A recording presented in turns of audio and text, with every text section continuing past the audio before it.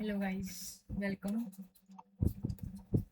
to the revision series of part 1, जहाँ पे हम लोगों ने डिसाइड किया था हम 60 डेज के अंदर पूरा कंप्लीट रिवीजन करेंगे with MCQs, case based study questions and everything, जिससे हम एग्जाम को बहुत अच्छे से क्लियर कर पाए। So this is day 2 of our 60 days, जिसके अंदर हम लोग कवर करेंगे हमारे MCQs, case based study questions, 100% concept clarity, और ये है हमारा 60 डेज का बैच। प्लस ये बहुत ही ज़्यादा अफोर्डेबल है, 399। Enroll yourself as possible, जल्दी से जल्दी एनरोल करो। And if you like the video, don't forget to like, share and subscribe. So I hope आपने क्लास 1 देखी, जिसके अंदर हमने थोड़ा सा डिस्कस करा, where we discussed about our थोड़ा सा टॉपिक। हम उसको आज सारे रिवाइज करेंगे और आगे फर्दर प्रोसीड करेंगे, और थोड़े से MCQs को भी हम सॉल्व करेंगे। So yes, before starting the class मैं आपको एक चीज़ बता दी हूँ। देखो, मैं आपको 100% कॉन्सेप्ट क्लैरिटी दे रही हूँ, मैं आपको सब कुछ अच्छे से in detail with examples and everything I am teaching you. आपको कुछ भी डाउट हो, आप मुझे इस वाले नंबर पे 8076687098, इस पे आप मुझे मैसेज कर सकते हैं, आप मुझसे कभी भी पूछ सकते हैं, कोई भी प्रॉब्लम नहीं है। So feel free to ask me any time. अब देखो, मैं जो MCQs कराऊंगी और जो मैंने कॉन्सेप्ट करा दिया, आपके पास जो क्वेश्चन बैंक है उसको भी सॉल्व करो। और क्योंकि जितने ज़्यादा MCQ सॉल्व करोगे उतने ज़्यादा पता चलेगा, कॉन्सेप्ट क्लैरिटी होने के बाद क्वेश्चन से कैसे डील करना है वो सिर्फ आपको MCQ सॉल्विंग से पता चलेगा। So after completing one particular topic, उसका क्वेश्चन सॉल्व करो, और जो उसको देखो, उसके अंदर उसको एनालाइज करो कि क्वेश्चन पूछ क्या रहा है, कैसे पूछ रहा है, और उसको किस तरह से MCQ में आंसर करना है। और अगर आपको कोई भी MCQs में डाउट हो तो प्लीज मैसेज मी, कोई प्रॉब्लम नहीं है, feel free to ask. So चलो, let's proceed to our day 2 of our revision batch. हम लोगों ने सबसे पहले सेक्शन F स्टार्ट किया था, जो हमारे टोटल परसेंट का सिर्फ 15% रखता है, और इजी है, अंडरस्टैंडेबल है, इजीली समझ आता है, तो इट्स अ स्कोरिंग सेक्शन। तो उसको करो, क्योंकि कुछ सेक्शंस हो सकते हैं डिफिकल्ट लगे या कुछ, बट ये बहुत इजी सेक्शन है, बहुत इजीली समझ आएगा। हमारे डे टू डे में हम यूज़ करते हैं, हम डे टू डे में इसको एक्सपीरियंस करते हैं, तो इसीलिए इजी है समझना भी, और इसके क्वेश्चंस भी इजी हैं, टॉपिक्स भी इजी हैं। और अगर आपको कोई भी डाउट हो, feel free to ask me. तो हम लोगों ने स्टार्ट किया था section F, that is technology and analytics. इसके अंदर हमारे 4 पार्ट्स है: information system, data governance, technology enabled finance transformation and data analytics. तो हम लोगों ने कल क्या पढ़ा था, फटाफट से 5 मिनट्स के अंदर, 5-7 मिनट्स में इसको रिकैप करते हैं। हमने लास्ट क्लास में क्या पढ़ा था? हम लोगों ने लास्ट क्लास में पढ़ा था कि accounting information system. Accounting information system क्या होता है? अकाउंटिंग इंफॉर्मेशन सिस्टम होता है कि फॉर एग्जांपल एक शॉपकीपर है, शॉपकीपर को कैसे पता चलेगा कि उसने कितना अर्न किया है? शॉपकीपर को कैसे पता चलेगा कि उसने डे एंड पे कितना अर्न किया है? उसको कैसे पता चलेगा? वो क्या करेगा? अपनी सेल्स को रिकॉर्ड करेगा, अपने एक्सपेंसेस को रिकॉर्ड करेगा, अपने कैश को रिकॉर्ड करेगा, या अलग अलग कोई पेटी कैश है उसको एक करेगा, कोई अलग उसके मिसलेनियस खर्चे हैं या फिर मिसलेनियस इनकम उसको रिकॉर्ड करेगा बिजनेस से रिलेटेड। और इन सबको मिलाकर ही इस पूरे सिस्टम को बोला जाता है अकाउंटिंग इंफॉर्मेशन सिस्टम। ठीक है, क्या कह रहे हैं? अकाउंटिंग इंफ्रास्ट्रक्चर क्या होता है? विच कलेक्ट्स, हम लोगों ने कलेक्ट करते हैं, क्या कलेक्ट करते हैं? हमारी सेल्स कितनी है, हमारी परचेजेस कितनी है, हमारी रिसीट्स कितनी है, हमारी पेमेंट्स कितनी है। फिर हम क्या करते हैं? उसको रिकॉर्ड करते हैं इन are software, in are system. उसको फिर हम स्टोर करते हैं इन are for the future references. फिर उसको रिकॉर्ड करते हैं, जिसमें हम जर्नल एंट्री वगैरह पास करते हैं, फिर उसको अपने सिस्टम पे स्टोर करते हैं for future references. For example, अगर कोई भी शॉपकीपर है, वो vendor 1, vendor 2 और vendor 3 से उसने देखा, तो उसको कुछ सामान vendor 1 के सस्ता लग रहा है, कोई vendor 3 के सस्ता लग रहा है, कोई vendor 2 के, तो हम बार बार अगर हमको कुछ सामान लेने जा रहे हैं, हम बार बार उस पर्टिकुलर वेंडर के पास थोड़ी ना जाएंगे कि वो हमको बताएगा कि भाई वो कितनी कॉस्ट है। हम उसका डेटा अपने पास स्टोर कर कर रखेंगे हमारी फ्यूचर रेफरेंसेस के लिए, जिससे हम उसको अगर हमें फ्यूचर में कभी नीड पड़े तो हम उससे कर सकते हैं। फिर हम उस क्या करेंगे, उस डेटा को प्रोसेस करेंगे।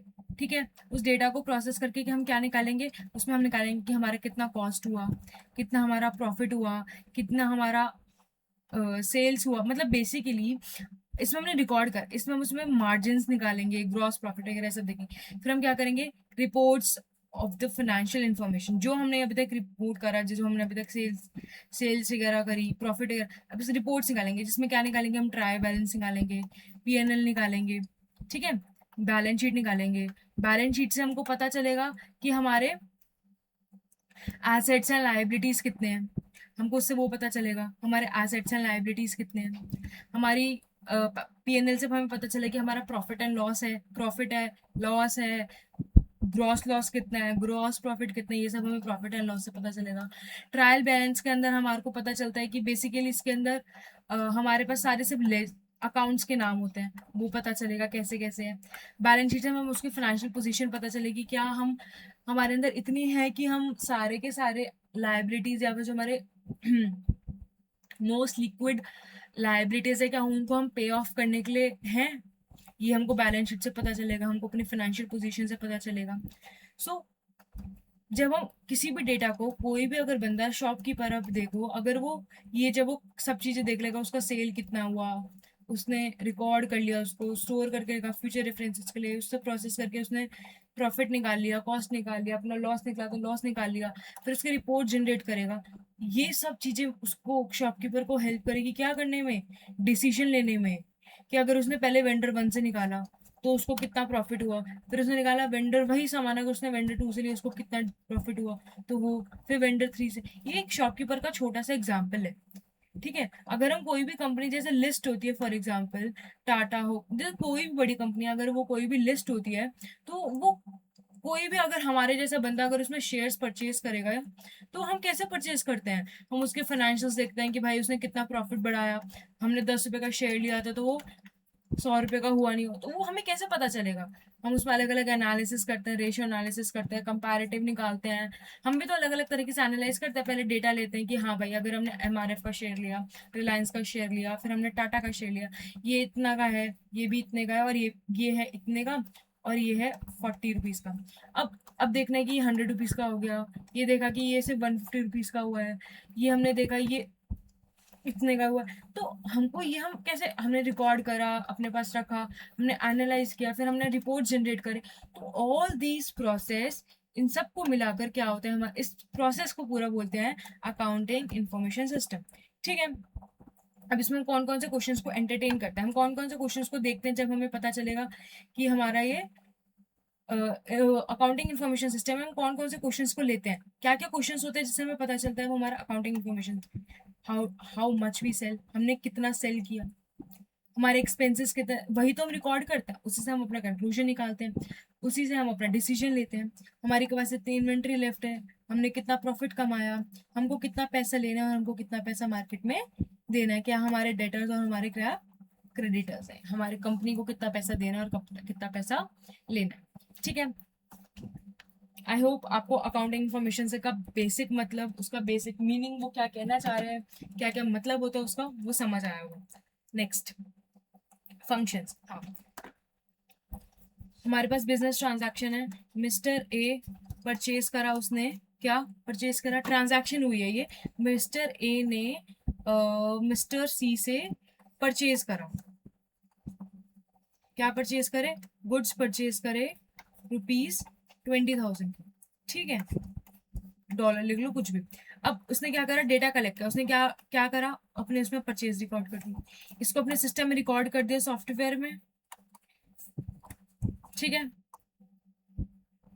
प्रोसेस करा डाटा को, जिससे उसने निकाला कि जब उसने परचेज किया तो कितने का परचेज किया, 20,000 का। ठीक है, और जब खुद इसने परचेज किया तब करा 20,000 का, जब इसने सेल किया तो यही चीज को उसने 25,000 में बेचा।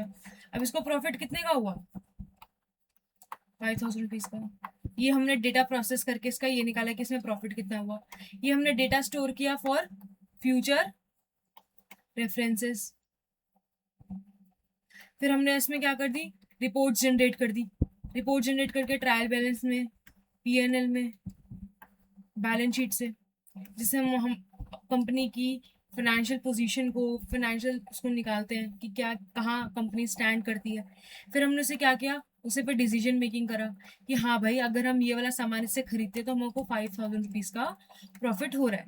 बट अगर हम देखो, अगर इसने मिस्टर ए के पास मिस्टर सी था और एक मिस्टर ए के पास मिस्टर बी था, जिससे वही सामान वो 17,000 में खरीदता है, और वही सामान फिर ये जो 20,000 का था, यही हमारा सामान था 17,000 का, फिर ये सेल कितने का करता था। ठीक है, उसके पास प्रॉफिट कितना हुआ फिर,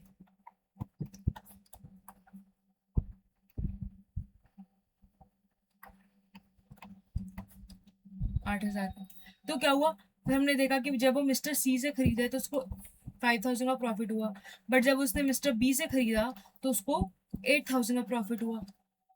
तो वो किससे खरीदेगा, ऑब्वियसली मिस्टर बी से। तो ये होता है डिसीजन मेकिंग। ये हमने एक एग्जांपल लेके समझा, किसके, शॉपकीपर के एग्जांपल से लेकर समझा। यही सब बेसिकली प्रोसेस होता है जो बड़ी बड़ी कंपनीज में भी फॉलो होता है। उधर क्या होता है, वो उसके पास एक वेंडर होता है, जैसे फॉर एग्जांपल कोई बड़ा वेंडर है, वहां से उसने रॉ मटेरियल खरीदा, ऐसे दूसरा, तो वही सेम एनालिसिस होता है, और इसको बोलते हैं अकाउंटिंग इंफॉर्मेशन सिस्टम, जिसके अंदर वो बिजनेस ट्रांजैक्शन होती है, फिर उसको कलेक्ट करते हैं, जैसे जिसके अंदर परचेजेस, सेल्स, एक्सपेंसेस को, इनकम्स को, ये सब हम रिकॉर्ड करते हैं। फिर रिकॉर्ड करते हैं इसको अपने सिस्टम में, फिर उस डेटा को प्रोसेस करते हैं, निकालते हैं प्रॉफिट क्या है, हमारी एक्चुअल इनकम क्या है, ये सब निकालते हैं। फिर डेटा को हम स्टोर करते हैं फॉर द फ्यूचर रेफरेंसेस। फिर उसकी रिपोर्ट्स को जनरेट करते हैं, जिससे हमको फाइनेंशियल पोजीशन पता चलती है।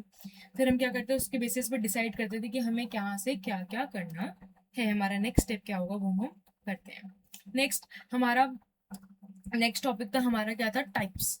Types of information produced by accounting information system.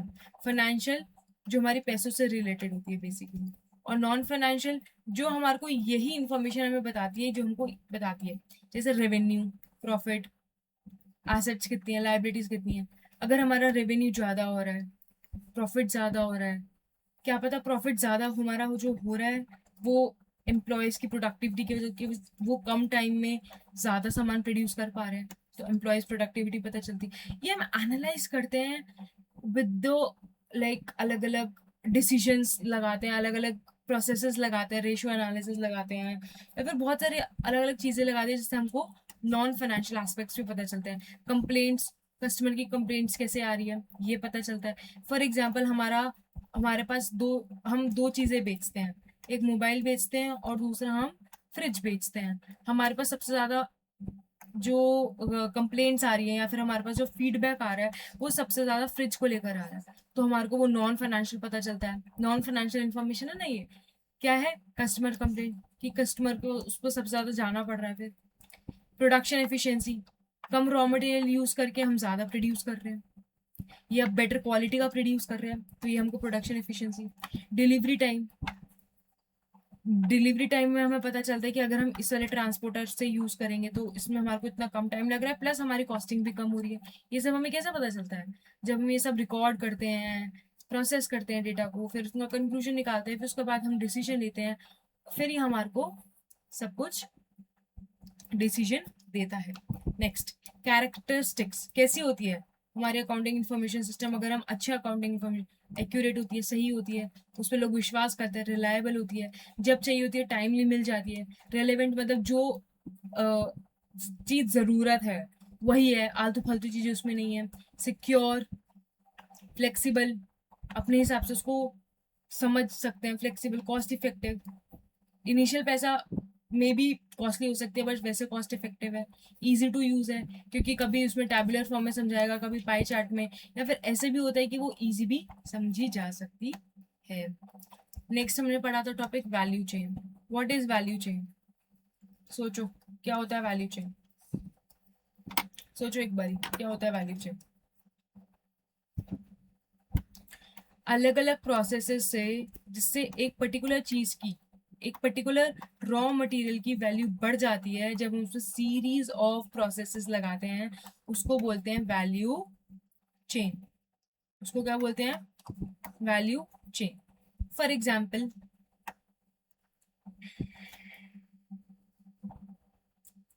क्या एग्जाम्पल बताया था मैंने कल इसका, वैल्यू चेन का? वैल्यू चेन होता है, फॉर एग्जाम्पल एक पिज्जा शॉप है,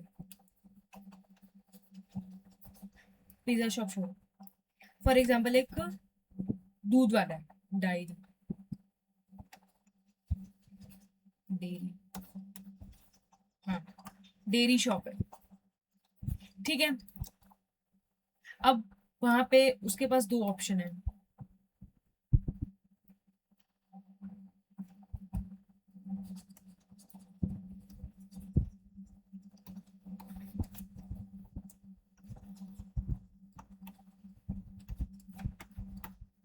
डेयरी शॉप है, ठीक है।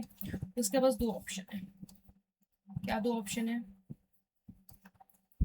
या तो वो मिल्क बेच सकता है, जो उसका 50 रुपीज का बेच होगा, वो पनीर दे सकता है, जो सेम पनीर दे सकता है, जो 70 रुपीज का होगा, ठीक है। और क्या दे सकता है? वो बटर दे सकता है, जो 20 रुपीज का होगा। ब्रेड दे सकता है, जो 60 रुपीज की होगा। लेकिन अगर अभी चीज को, अगर हम उसको मिल्क का चीज बना के बेचें, तो वो कितने की बिकी? 200 रुपीज की, या फिर 100 रुपीज की, ठीक है। फिर इसके बाद हम उसको किसी पिज्जा शॉप में दे दें, वो उसको यूज करेगा, कितने का पिज्जा बेचेगा? 2000 का पिज्जा बेचेगा, या 800 रुपये का पिज्जा बेचेगा, है ना। ऐसी पनीर है, पनीर की कुछ अगर हम इन पर्टिकुलर चीजों को प्रोसेस करें वेरियस प्रोसेस में डालें, तो इनकी क्या हो जाएगी? वैल्यू इंक्रीज हो जाएगी। वही शॉपकीपर अगर इस बटर का, इस ब्रेड का कुछ टोस्ट बना के बेचे, या फिर क्या कहते हैं, सैंडविच बना कर दे, तो फिर क्या होगा? उसकी वैल्यू बढ़ जाएगी, वही चीज इसकी 120 रुपीज में बिकेगी, है ना। तो वैल्यू चेन हमने क्या पढ़ा था?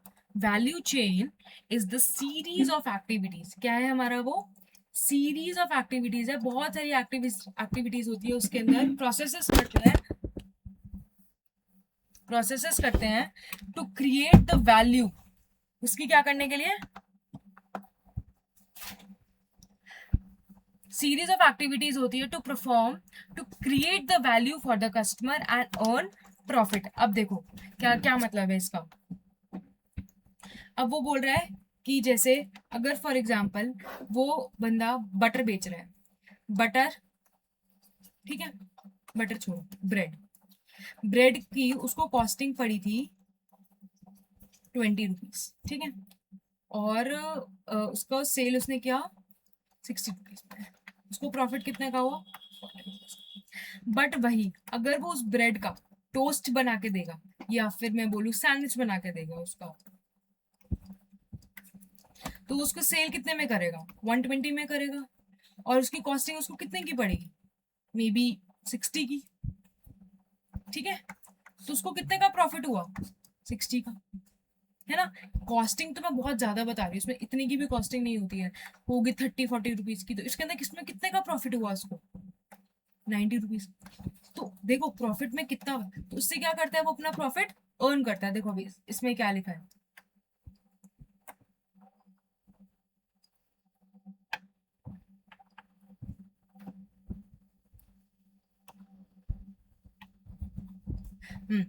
It perform and creates the value, series of activities. हम उसमें बहुत सब काम करते हैं एक रॉ मटेरियल के अंदर, जिससे उस पर्टिकुलर रॉ मटेरियल की क्या होती है? वैल्यू बढ़ती है for the customer. Obviously bread लेगा या सैंडविच लेगा, सैंडविच उसको ज्यादा वैल्यू देगा। एंड उसमें क्या करता है फिर वो, जो कस्टमर होता है, सॉरी, जो सप्लायर होता है, जो बेचने वाला होता है, शॉपकीपर होता है, उसके लिए वो क्या होता है? प्रॉफिट अर्न करता है बाय रॉ मटेरियल। उसको मैन्युफैक्चर, फॉर एग्जाम्पल अब देखो इसमें क्या है, एक मैन्युफैक्चरिंग की शॉप है, मोबाइल मैन्युफैक्चर करता है, उसने मोबाइल के रॉ मटेरियल बाय करे, क्या बाय करा?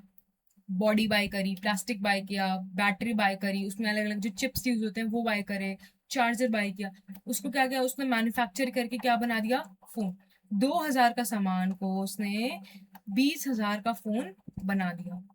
ठीक है, उसके बाद क्या करेगा, उसकी एडवर्टीजमेंट करेगा, कहाँ पे, हुडिंग्स लगाएगा, इंस्टाग्राम, फेसबुक, व्हाट्सएप पे करेगा, है ना। फिर नेक्स्ट डिलीवर कर देगा कहाँ पे, अलग अलग रिटेल स्टोर पे कर देगा। ठीक है, या डायरेक्टली कस्टमर भी कर देगा, या फिर आजकल ऑनलाइन भी होता है, अमेजोन, फ्लिपकार्ट वगैरह पे भी होता है। फिर क्या करेगा, आफ्टर सेल सर्विसेज देगा। आफ्टर सेल सर्विसेज जैसे वॉशिंग मशीन में होती है, या फिर जब वो सिखाने के लिए आते हैं, या फिर माइक्रोवेव जैसे बड़े अप्लायंसेस के अंदर ये यूज होता है ना। तो क्या है ये, all the steps add value to the particular product. अगर हम कोई भी सामान 20,000 का बेच रहे हैं तो उसके अंदर उसकी वैल्यू होती है, जिसके अंदर वो मल्टीपल मल्टीपल चीजें उसमें से बन के निकलती है, तब वो एक पर्टिकुलर चीज कितने का होता है हमारा,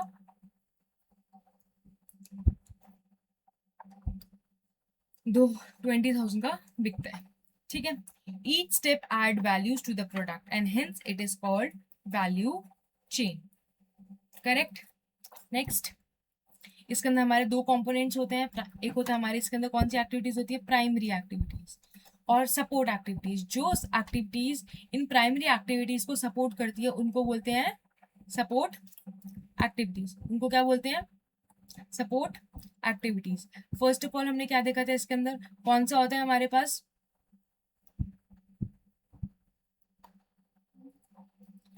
इनबाउंड लॉजिस्टिक्स।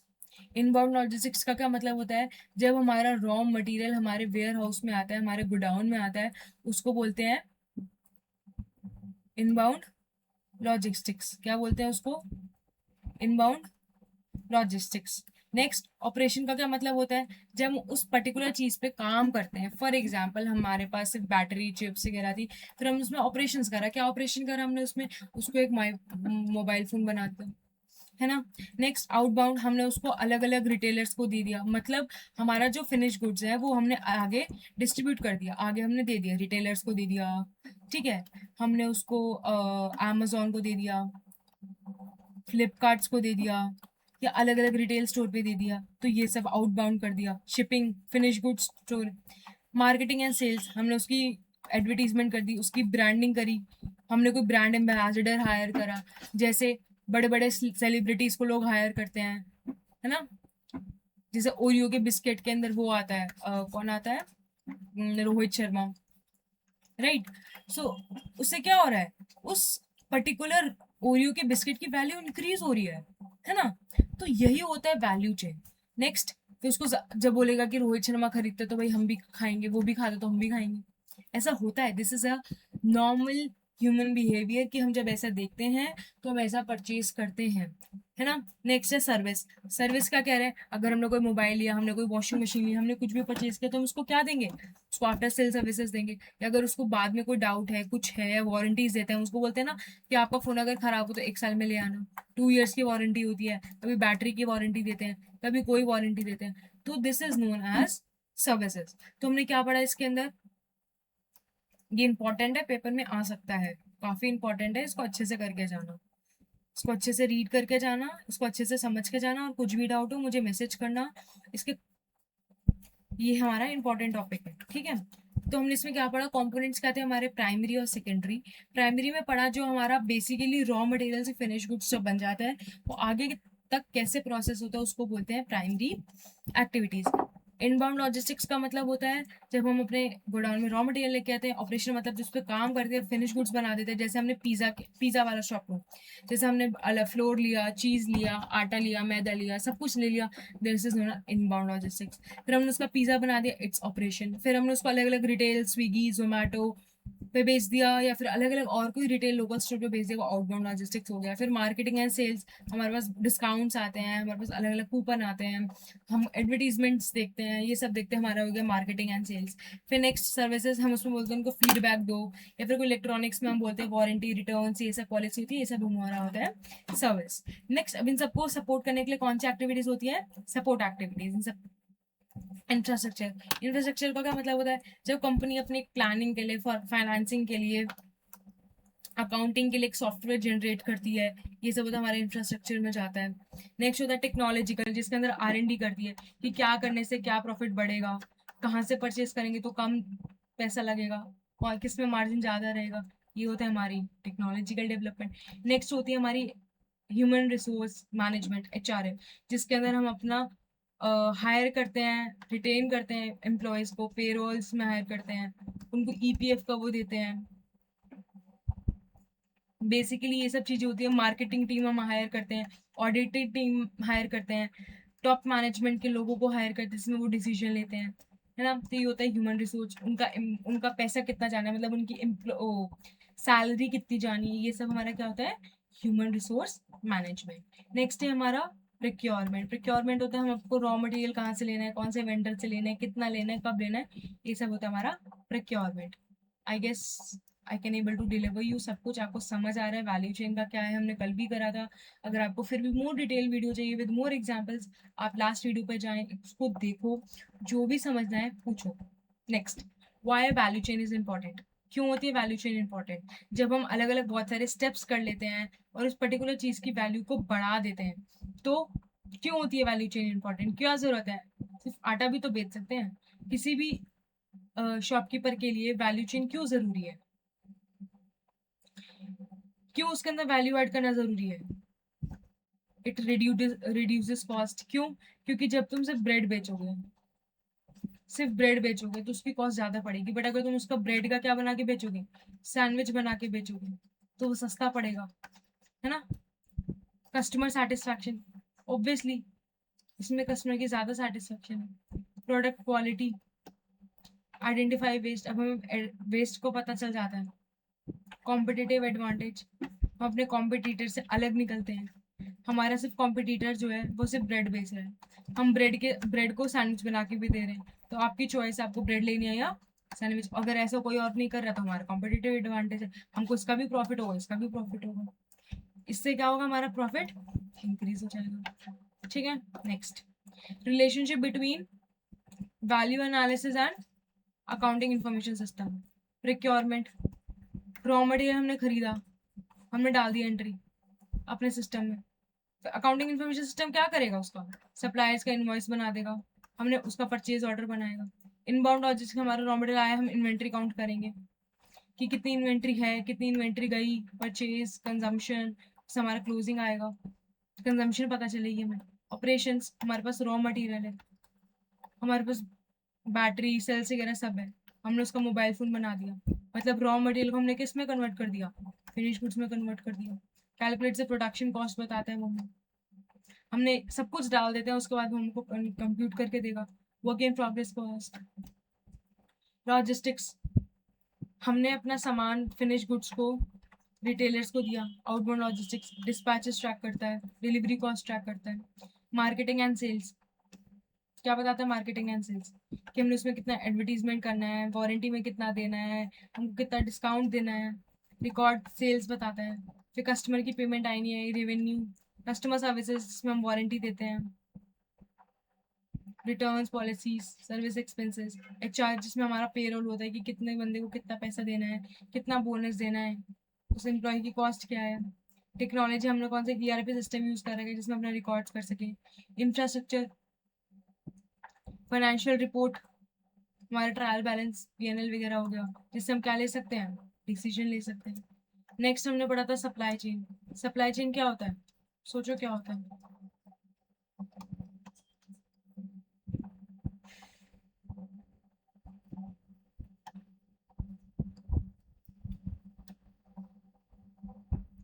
कोई भी हमारा रॉ मटेरियल से लेकर फिनिश गुड तक के पूरे प्रोसेस में क्या क्या होता है, सप्लाई चेन।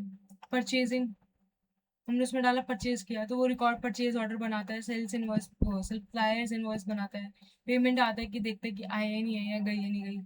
फिर देखते हैं मटेरियल, फिर मटेरियल जब हमने देखा हमारे पास मटेरियल आया नहीं आया, आया तो कितना आया, डिफेक्टिव तो नहीं है, क्लोजिंग कितना बचा, उसमें से यूज कितना हुआ।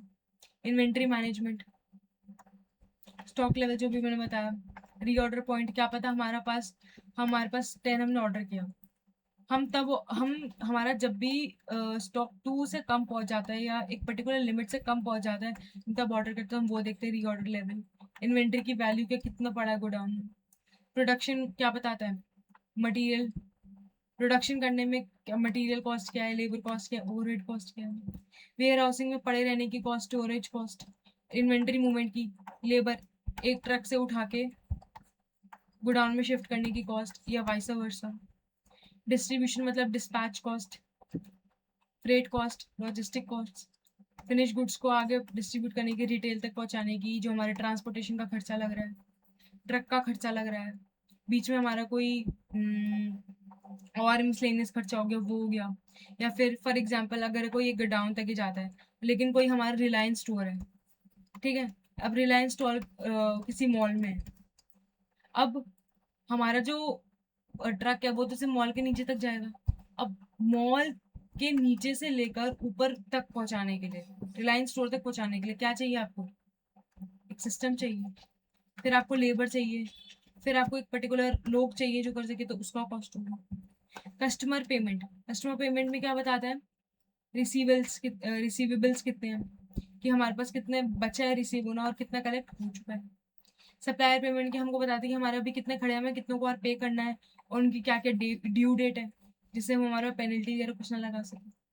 और ये फिर मैनेजमेंट का क्या डिसीजन, जो हमारे पास रिपोर्ट जनरेट होगी उसमें कॉस्ट कंट्रोल कैसे कर सकते हैं, जहाँ 10 kg के ट्रक में हमारा सिर्फ बहुत कम माल जा रहे हैं, वहीं अगर हम 10 kg के ट्रक के जगह अगर हम 1 kg का या फिर जितना हमारा माल है सिर्फ उसका अकॉर्डिंग हमें ट्रक मिल जाते तो हम वो करेंगे, तो क्या होगा, हमारी बजटिंग क्या होगी, जो हमारा खर्चा हुआ है और कितना होना चाहिए तो उसका एनालिसिस करना और फिर प्लानिंग करना। तो all this is known as supply chain management, ठीक है। और ये होता है relationship between supply chain management and AIS, accounting information system, क्योंकि सप्लाई चेन होता है हमारा रॉ मटेरियल जो होता है वो हमारे फिनिश गुड्स तक जिस प्रोसेस के थ्रू पहुंचता है उसको बोलते हैं सप्लाई चेन। और अकाउंटिंग इन्फॉर्मेशन सिस्टम में क्या होता है, हम रिकॉर्ड करते हैं, प्रोसेस करते हैं, डेटा को एनालाइज करते हैं, उसको स्टोर करके रखते हैं, उसमें रिपोर्ट जनरेट करते हैं, ठीक है। नेक्स्ट, बेनिफिट्स ऑफ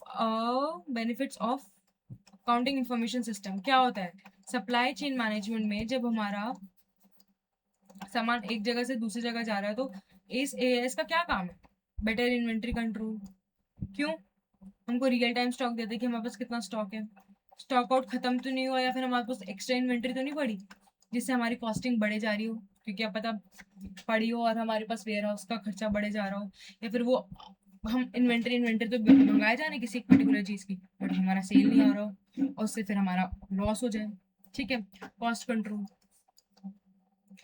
हमको बताता है कि हमारा कहाँ पे खर्चा ज्यादा है, कहाँ पे कम है और कहाँ पे कम हो सकता है, हमें बताता है।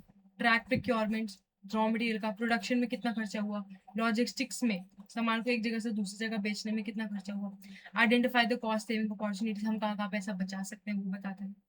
फास्टर डिसीजन मेकिंग, क्यों, क्योंकि हमें टाइमली रिपोर्ट देता है, फटाफट फटाफट बताता है कि हमें कब क्या डिसीजन, ऐसा नहीं कि हमको डिले करते हैं फिर हमें बताता है, फटाफट हमें डिसीजन देता है।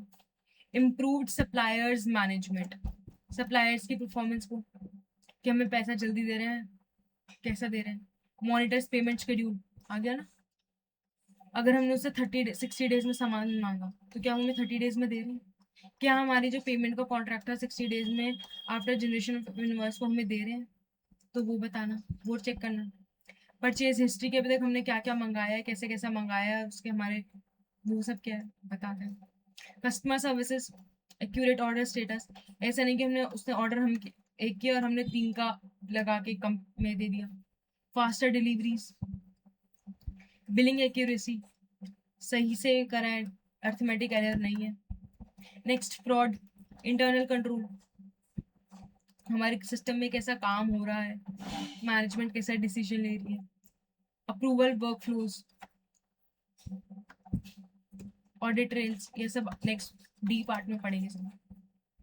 रेगुलेटरी कंप्लायंस के हमारे टैक्स कितना लग रहा है, हम कौन से टैक्स स्लैब में कर रहे हैं, हम ज्यादा तो टैक्स नहीं दे रहे, हम कम तो टैक्स नहीं दे रहे, या फिर कहाँ हमारी टैक्स सेविंग हो सकती है।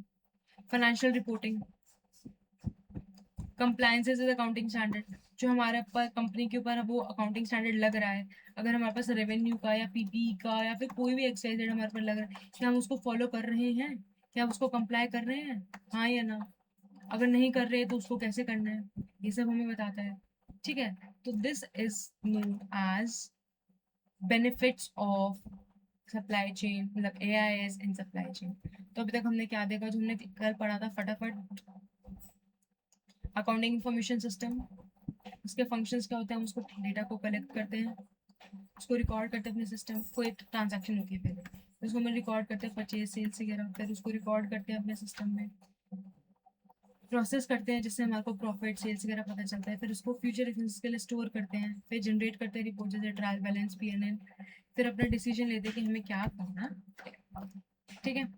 फाइनेंशियल और नॉन फाइनेंशियल जैसे पैसों से रिलेटेड है नॉट, इसी से हमें पता चलता है कि हमारे नॉन फाइनेंशियल क्या इन्फॉर्मेशन है। नेक्स्ट कैरेक्टरिस्टिक्स क्या है, accurate, reliable, timely, relevant, secure, flexible, cost effective and easy to use.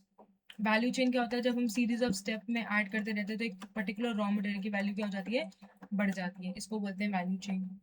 इसमें दो एक्टिविटीज होती हैं, एक होती है प्राइमरी एक्टिविटी, एक होती है सपोर्ट एक्टिविटी। प्राइमरी एक्टिविटी को ही सपोर्ट करने के लिए क्या होती है, और सपोर्ट एक्टिविटीज इनबाउंड होती है, रॉ मटेरियल लेके आना, ऑपरेशनल मतलब उस पर्टिकुलर रॉ मटेरियल पे काम करने, फिनिश गुड्स बना देना, आउटबाउंड मतलब फिनिश गुड्स को बाहर लेकर जाना, अलग अलग रिटेल्स वगैरह को देना, शिपिंग वगैरह डालना, मार्केटिंग मतलब एडवर्टीजमेंट करना, उस पर्टिकुलर चीज की ब्रांडिंग करना, सर्विसेज मतलब आफ्टर सेल सर्विसेज, जिससे हमारे कस्टमर का सेटिस्फेक्शन बढ़ जाए, इसमें हमें क्या देते हैं, उसको वारंटी देते हैं, आफ्टर सेल सर्विसेज देते हैं, है ना। नेक्स्ट है इंफ्रास्ट्रक्चर, किस पे हमारे को काम करना है, सिस्टम हमारा, टेक्नोलॉजी में हम R&D करके देखते हैं, अलग अलग प्रोसेसेस लगाते हैं, ह्यूमन रिसोर्स, लोगों को हमने हायर कर रखा है, राइट, तो कितना पेल रोल होगा, मार्केटिंग टीम का क्या रोल होगा, ये सब, रिक्वायरमेंट, हमें रॉ मटेरियल कहाँ से लेना है, कौन सा वेंडर हमारे लिए अच्छा है, कौन सा वेंडर हमारे लिए सही नहीं है, किसमें हमारा प्रॉफिट ज्यादा मार्जिन है, फिर अपने पास वो पर्टिकुलर बंदा मार्जिन रख के वैल्यू दे देता है। नेक्स्ट, रिड्यूस कॉस्ट, क्या क्या होता है, क्यों चाहिए, कस्टमर सेटिस्फैक्शन, प्रोडक्ट क्वालिटी बढ़ जाती है, वेस्ट हमको पता चल जाता है कहाँ का हमारा वेस्ट हो रहा है, अपने कॉम्पिटिटर्स हम बेटर परफॉर्म करने लगते हैं, प्रॉफिट हमारे क्या हो जाते हैं, इंक्रीज हो जाते हैं, रिलेशनशिप, ये सब आप रीड कर लेना, मैंने अभी दोबारा समझा दिया, बेनिफिट्स वो है। नेक्स्ट, आज हमारा टॉपिक है, कहाँ से शुरू है हमारा, ऑटोमेटेड अकाउंटिंग इंफॉर्मेशन सिस्टम। अब अकाउंटिंग इंफॉर्मेशन सिस्टम हमने पढ़ लिया, रिकॉर्ड करना, कलेक्ट करना, डेटा को प्रोसेस करना, रिपोर्ट जनरेट करना, फिर उसके बाद डिसीजन लेना, ये सब हमारा होता है अकाउंटिंग इंफॉर्मेशन सिस्टम। अब अगर यही काम कोई बहुत बड़ी कंपनी जैसे है, कोई फॉर एग्जांपल कोई बहुत बड़ी कंपनी है, एक्सपेन,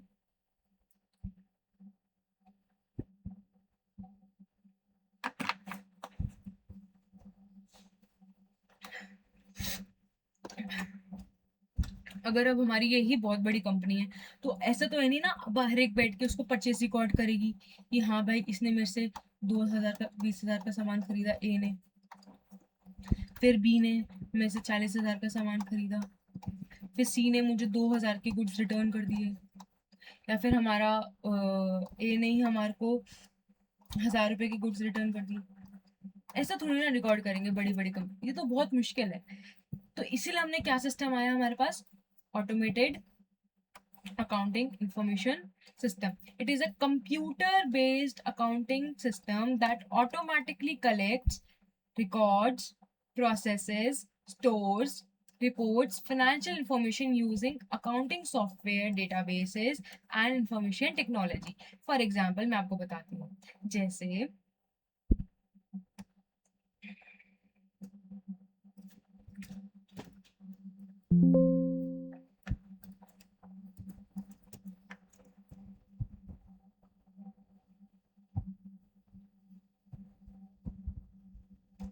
क्या होगा,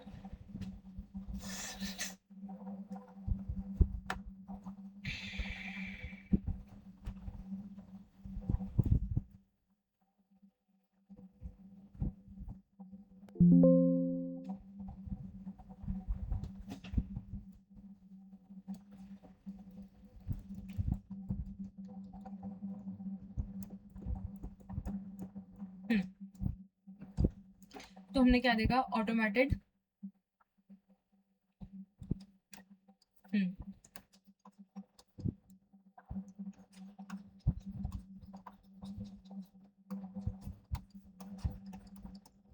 ऑटोमेटेड अकाउंटिंग इंफॉर्मेशन सिस्टम। तो हमने क्या देखा, अकाउंटिंग इंफॉर्मेशन सिस्टम मैंने देख लिया क्या होता है। ऑटोमेटेड का मतलब होता है जब हम अपने सारे सिस्टम्स जो भी कर रहे हैं, सब रिकॉर्ड प्रोसेस और जो भी कुछ कर रहे हैं वो हम कैसे कर रहे हैं, इलेक्ट्रॉनिकली कर रहे हैं, जो खुद से हो रहे हैं। फॉर एग्जाम्पल जैसे हमने एक सुपरमार्केट है, ठीक है। अब सुपरमार्केट के अंदर इतने सारे ट्रांजैक्शंस होते हैं, इतने सारे लोग आते हैं, इतने सारे लोग आते हैं उसमें परचेज करने के लिए। कोई कुछ सामान लेके जाता है, कोई कुछ सामान लेके जाता है, कोई कोई चिप्स लेके जाता है, ठीक है। कोई हमारा बाथरूम का सामान लेके जाता है, ठीक है। कोई हमारा वेजिटेबल्स लेके जाता है ना। कोई हमारे फ्रूट्स लेके जाता है, कोई घर की ग्रोसरी मतलब जैसे दाल वगैरह लेकर जाता है। अब भाई किसी ग्रोसरी वाले के लिए it is very very very very difficult कि वो हर चीज को मैनुअली लिखे कि भाई एक कस्टमर आया उसने उसको इतने का पर सेल किया, ये आया उसने इतने का सेल किया, फिर उसने आया उसने इतने। ये बहुत ज्यादा मुश्किल हो जाता है, ये पॉसिबल ही नहीं, this is not practically possible, ठीक है। तो क्या करता है कस्टमर, अब एक एक प्राइस को डालना करना बहुत मुश्किल है, तो हमारे को क्या देते हैं सिस्टम पे, क्या मिला होता है हमें, बार कोड देते हैं। हम बार कोड को स्कैन करते हैं, वो प्रोसेस करता है, उससे हमारे प्राइजेस फिल हो जाते हैं, है ना। ऐसे ही अगर फॉर एग्जांपल जैसे और हमारे पास हमने देखा होगा डी मार्ट या फिर 24/7 के अंदर उनके पास एक सिस्टम होता है जिसमें वो एक चीज रिकॉर्ड करते हैं कि हाँ भाई ये सामान लिया, उसके बाद ऑटोमेटिकली उनके सिस्टम में ही उनकी इन्वेंट्री क्या हो जाएगी, कम हो जाएगी, उनका सेल्स क्या हो जाएगी, बढ़ जाएगी, उसमें उनका प्रॉफिट क्या हो जाएगा, कंप्यूट हो जाएगा, है ना। बैंक ट्रांजैक्शन होगी तो वैसे पता चल जाएगा, कैश ट्रांजैक्शन होगी तो हमारा कैश बढ़ जाएगा, बैंक बढ़ जाएगा उसमें, ठीक है। तो ये सब फिर अब ऐसे तो मैं तुमको सिर्फ एक उसका बता रही हूँ, ऐसे उनके पास 100 कस्टमर्स आते होंगे, तो इसको डेली डेली देखना करना बहुत, खुद मैनुअली करना it's very difficult.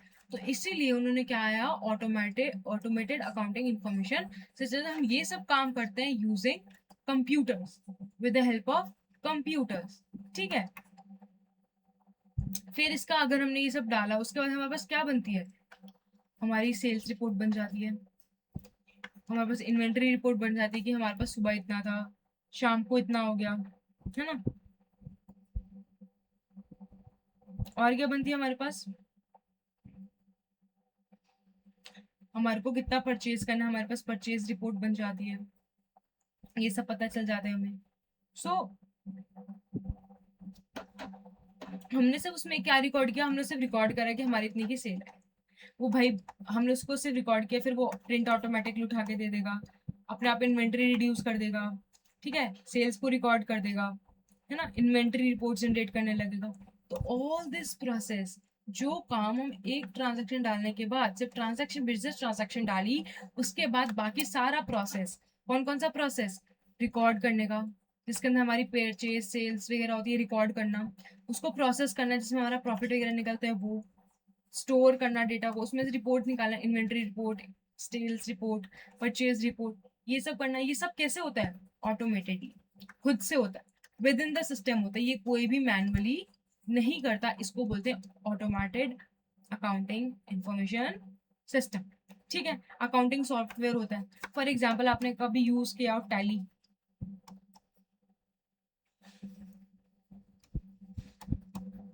Quick books वगैरह। अब टैली में क्या होता है, अगर हम उसके किसी भी assets, current assets for example समझो, करंट एसेट्स के अंदर हम कोई भी इन्वेंट्री के अंदर चेंज करते हैं, है ना, करते हैं इन्वेंट्री में, क्या हमारे को दोबारा पीएनएल में जाना पड़ता है दोबारा चेंज करने के लिए, उसको नहीं जाना पड़ता। अगर हम इन्वेंट्री कम करेंगे तो ऑटोमेटिकली हमारी उधर से पीएनएल से हमारी closing inventory opening inventory automatically कम हो जाती है, तो मैनुअली तो नहीं डालना होता ना। This is known as automated accounting information system. अब समझ आया what is automated accounting information system। Automated accounting information system होता है। अकाउंटिंग इंफॉर्मेशन सिस्टम क्या होता है? जब हम किसी भी डेटा को कलेक्ट करते हैं, प्रोसेस करते हैं, उसमें रिकॉर्ड करते हैं, स्टोर करते हैं, उससे रिपोर्ट जनरेट करते हैं। लेकिन जो बहुत बड़े बड़े बिजनेसेस हो जाते हैं, जब या कोई भी ऐसा काम जो कौन कैसे होता है, मैनुअली नहीं होता, with the help of systems करा जाता है, with the help of software किया जाता है, उसको बोलते हैं ऑटोमेटेड अकाउंटिंग इंफॉर्मेशन सिस्टम। ठीक है। अब देखो, अगर हमारी कोई कंपनी है,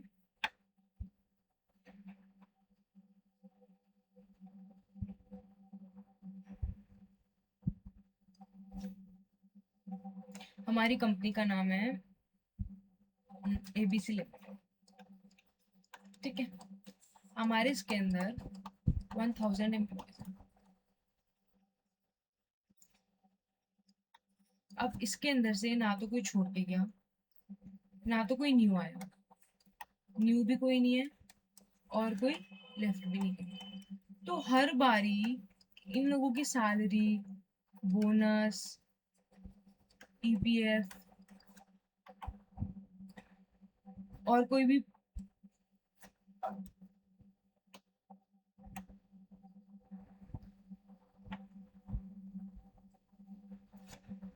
एबीसी लिमिटेड है, सॉरी, इसके अंदर हमारा 1000 एम्प्लॉयज हैं। इसमें से कोई भी ना तो छोड़ के गया, न्यू भी नहीं है और कोई लेफ्ट भी नहीं गया। तो हर मंथ के एंड में सबकी सैलरी, सबका बोनस, सबका ईपीएफ और सबका पर्क्स या फिर कोई भी ग्रेजुएट, ये सब कैलकुलेट करना कितना मुश्किल है। तो हम क्या करते हैं, जो भी हमारा अकाउंटिंग सॉफ्टवेयर हम यूज करते हैं, उसमें क्या होता है, वो ऑटोमेटिकली मंथ के एंड में, या फिर अगर कोई न्यू ज्वाइनी भी है, हम बस उसमें डेटा डाल देते हैं कि ये न्यू ज्वाइनी है, उसका नेम, उसकी ज्वाइनिंग डेट और उसको कितना हमें देना है, हमारी सैलरी कितनी है। उस बेसिस पे वो ऑटोमेटिकली उस बंदे के मंथ के एंड में नंबर ऑफ डेज के हिसाब से वो सैलरी कैलकुलेट करके बता देता है। अब यही चीज अगर वो मैनुअली करेगा, बहुत टाइम टेकिंग है, अर्थमेटिक एरर्स भी हो सकते हैं, क्या पता वो रिपोर्ट्स टाइमली जनरेट ना करे। तो इससे क्या होगा, अगर हमारा ऑटोमेटेड होता है तो हमारे पास फटाफट पे स्लिप्स आ जाती है मंथ के एंड में। ठीक है, हमारा पेरोल रिपोर्ट आ जाता है कि हमने किस बंदे को कितना दिया, वो आ जाता है हमारे पास। ठीक है। तो ये सब क्या होता है, हमारा ऑटोमेटेड अकाउंटिंग इंफॉर्मेशन सिस्टम। इसका एक और एग्जांपल देखो, मैकडोनल्ड्स। आई होप आप सब लोग मैकडोनल्ड्स गए हैं, मैकडोनल्ड्स, पिज्जा हट, डोमिनोज, यस। अब इधर क्या होता है, आजकल तो ड्राइव थ्रू है, उधर वो क्या करते हैं, ऑर्डर ले लेते हैं। अब वो अब वो जो एक बंदा बाहर खड़े होकर ड्राइव थ्रू पे ऑर्डर ले रहा है, वो जाके अंदर थोड़ी ना बता दे कि भाई इस चीज का ऑर्डर है। उनके पास एक मोबाइल या फिर कुछ समथिंग टैबलेट टाइप्स होता है, उस पर ही वो रिकॉर्ड करते हैं, ये कार्ड नंबर है, उसका ये ऑर्डर है। जब वो तुम्हारे गेट पे आए, तुम उसको वो दे देना, है ना। तो क्या होता है, उससे क्या होता है, इनकी इनके पास का इन्वेंटरी भी कम हो जाती है, ऑटोमेटिकली सेल्स जनरेट हो जाती है, हमारे को साथ साथ हमारे को सेल्स इनवॉइस भी दे देते हैं, दे देता है ना। तो ये सब मैनुअली थोड़ी ना, तो उसको एक दो डिटेल्स डालते हैं, बाकी सब चीजें वो ऑटोमेटिकली हमको दे देता है। ठीक है। अब क्या कह रहे हैं, एक बार दोबारा इसको रीड करते हैं।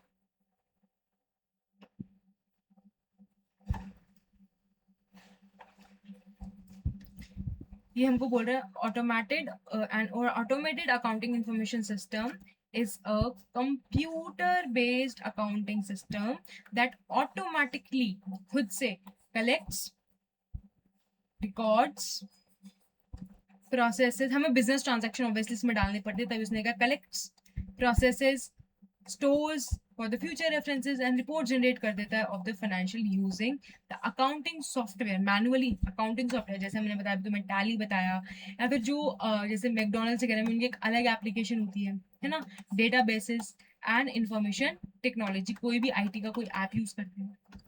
Next, unlike human beings, sorry, unlike manual accounting system, automated performs accounting task with minimal human intervention।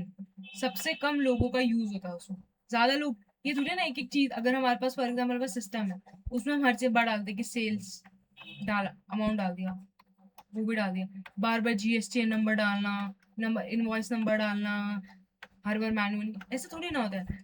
हम उसमें बस डालते हैं सेल्स, सेल्स किसकी है, 10,000 रुपीज की, बस उसके अंदर जीएसटी कैलकुलेट कर बार बार एक बार सिस्टम में डाल देगी, हमारे पास 18% जीएसटी कैलकुलेट होता है, वो सब पे 18% कैलकुलेट करके देगा। तो बहुत कम होता है, मिनिमल होता है human intervention, making the faster हो जाता है। देखो ना, कभी मैं मैकडोनल्ड्स जाऊँ, कितनी जल्दी प्रोसेसिंग होती है, like with in 15 to 20 minutes अपना ऑर्डर लेके आप बिल्कुल फ्री हो जाते हो। 15 to 20 मिनट्स तब जब आप बहुत बड़ी लाइन है और बहुत सारे लोग हैं, बहुत लोग होते हैं तब भी 15-20 मिनट्स में बहुत जल्दी उनका प्रोसेस होता है। तो क्या होता है, मोर एक्यूरेट होता है, उसमें कोई भी क्लेरिकल एरर नहीं होती। अगर हम खुद से डालें, क्या पता 21 डाल दें, हमें याद नहीं रहता, हम उसको 21 डाल, लेकिन जो हमारा सिस्टम है वो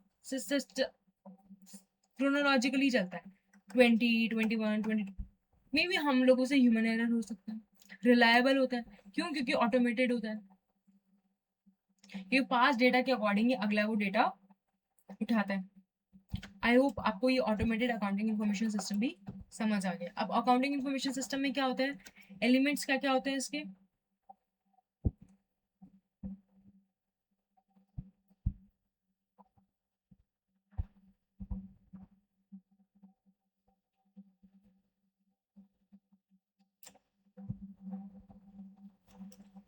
फर्स्ट होता है जर्नल। क्या होता है, जर्नल।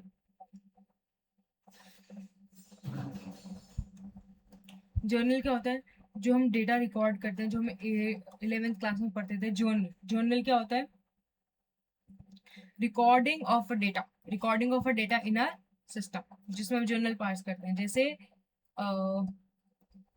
हम क्या, अगर हमारा मैकडोनल्ड से आया तो हम क्या पास करेंगे, cash account debit to burger, ये होगी हमारी 40 रुपीज। अब क्या होता है, नेक्स्ट इसके बाद क्या आता है हमारा, जर्नल लेजर। अब हम क्या करेंगे, हम बर्गर के कॉलम में जाएंगे, उसमें रिकॉर्ड कर देंगे, फिर हम क्या करेंगे, कैश के कॉलम में जाएंगे, उस पर रिकॉर्ड कर देंगे। पोस्टिंग डाटा, जब हम लेजर से, सॉरी जर्नल से इसमें डालते हैं, इसको बोलते हैं posting of data into separate heads. इसमें तो हमने ऐसे पास कर दी डेबिट और क्रेडिट, इसमें हम क्या करेंगे, पोस्ट करते हैं डाटा सेपरेट हेड्स में। कहाँ से, इसमें हमने डाला हमारा है जर्नल, ठीक है, जर्नल में हम क्या करते हैं, जर्नल एंट्री पास कर देते हैं, क्या, cash account debit to burger, ठीक है।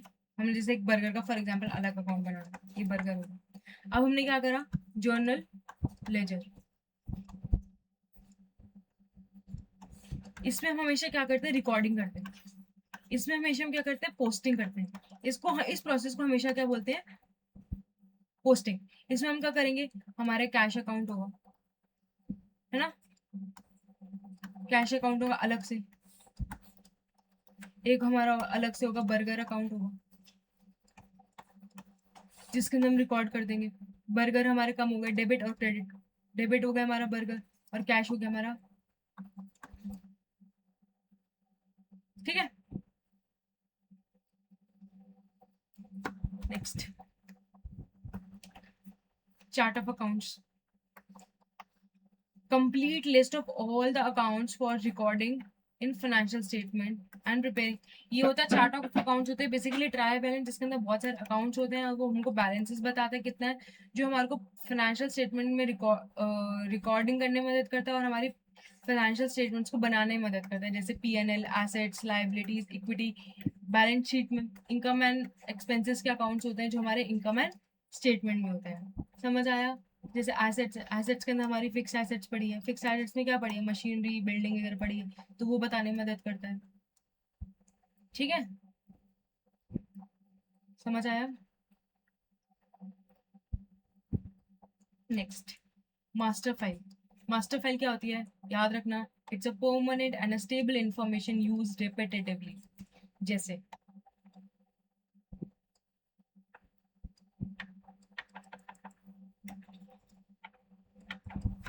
फॉर एग्जांपल है,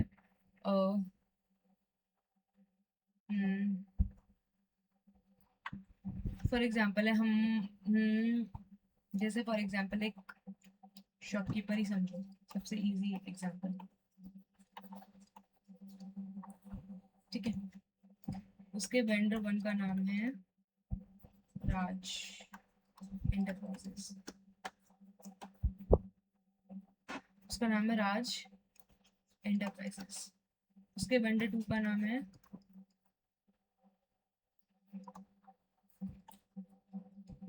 राम एंटरप्राइजेस। और इससे ये बार बार सामान लेता है, ऐसा नहीं है सिर्फ एक बार लेता है, इससे क्या करता है ये बार बार इनको बार बार लेता है, रेपिटेटिवली लेता है। जैसे हर मंथली ऑर्डर चाहिए होता है, जैसे फॉर एग्जांपल इसका स्टेशनरी का काम है, ये स्टेशनरी सेल करते हैं। ये जो वेंडर है ये क्या बेचता है, इनको रजिस्टर्स देते हैं। ये जो राज एंटरप्राइजेस है क्या है, ये रजिस्ट्री का मैन्युफैक्चरिंग। और ये किसका है, पेन, पेंसिल्स हो गई, पेन हो गया और इरेजर हो गया, ठीक है, ये वो देते हैं। अब क्या होगा, अब जब बंदा ये स्टेशनरी वाला बंदा जब रिकॉर्ड करेगा तो हर बार, क्या हर बार अपना जीएसटी नंबर लिखेगा या उस वेंडर का एड्रेस लिखेगा? अगर हर बार जीएसटी का जो रेट है वो लिखेगा अपने सिस्टम में, क्या हर बार उसका पूरा फोन नंबर जो भी डिटेल्स होती है वो लिखेगा? नहीं। हमारे सिस्टम में ये ऑटोमेटिकली परमानेंट हो जाती है। अगर हमने उसके अंदर राज एंटरप्राइजेस, अगर हमने राज एंटरप्राइजेस से कुछ परचेज किया, अगर हम इसमें उसका राज एंटरप्राइजेस सिर्फ लिखेंगे तो हमारे पास ये सारी डिटेल्स, उसका नेम, उसका वेंडर का नेम, उसका वेंडर का एड्रेस, हमारे पास जीएसटी रेट्स, फोन नंबर और जितने भी हमारे पास जो इंफॉर्मेशन जो कभी भी चेंज नहीं होगी। क्या चेंज होगा, क्वांटिटी चेंज होगी, रेट्स चेंज होंगे, है ना, और क्या चेंज होगा, और कुछ तो चेंज नहीं होगा।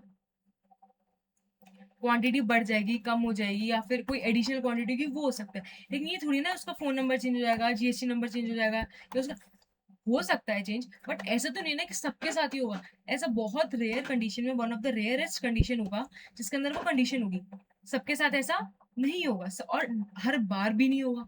तो ये जो परमानेंट इंफॉर्मेशन है जो हमारे सिस्टम के अंदर ऑलरेडी पड़ी रहती है, जिसको हम चेंज नहीं करते हैं, बार बार जो चेंज नहीं होती है, इसको बोलते हैं मास्टर फाइल, ठीक है। जैसे कस्टमर नेम, वेंडर नेम, जैसे अभी मैंने आपको एग्जांपल दिया। अब उसके पास दो वेंडर्स थे, अब दोनों से वो रिपीटेटिवली सामान लेते हैं, हर महीने में कम से कम 2-3 बार ऑर्डर करते हैं। ये थोड़ा ना है कि फिर हर बार वो अपना क्या कहते हैं वेंडर का एड्रेस डालेगा, उसका फोन नंबर डालेगा, उसका जीएसटीआन, अपना जीएसटीआन नंबर डालेगा।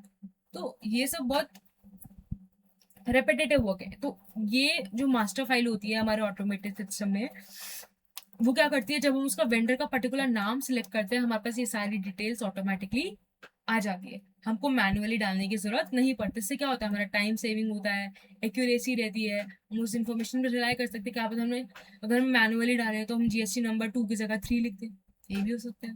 तो एक्यूरेसी रहती है, रिलायबिलिटी रहती है, अर्थमेटिकल एरर्स कम होते हैं, ठीक है। This is known as master file. Master file क्या होती है, जिसके अंदर हमारी जो इंफॉर्मेशन होती है ऑटोमेटेड सिस्टम्स के अंदर, वो परमानेंट होती है, स्टेबल होती है, जो हम बार बार बार बार यूज करते हैं फॉर दैट पर्टिकुलर चीज। जैसे फॉर एग्जाम्पल मैंने बताया वेंडर का नेम होगा, ठीक है। Next, transaction file. Transaction file क्या होती है, transaction file contains day to day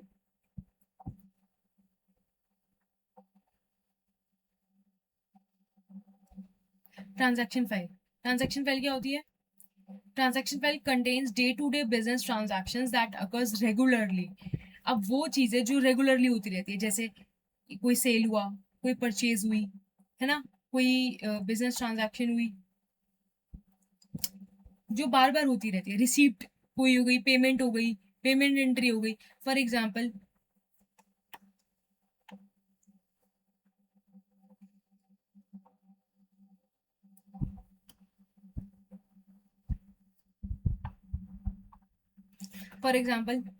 क्या था, अगर हमारा शॉपकीपर है ए, उसने उसको माल बेचा, ठीक है, क्या हो गई, हमने उसको उसकी एंट्री क्या डालेंगे हम, जैसे cash account debit to XYZ, हमने कुछ बेचा, हमारी पेमेंट एंट्री होगी, हमने इतने को पेमेंट किया, कर दिया, इतने का रिसीट, जो हमारी डेली चेंज होती है। अब देखो, अब मास्टर फाइल्स और इसके अंदर क्या फर्क है मैं बताती हूँ।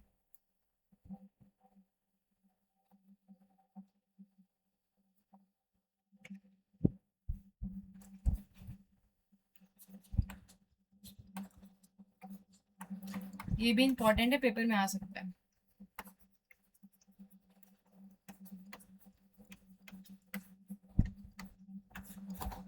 मास्टर फाइल होता है जो चेंज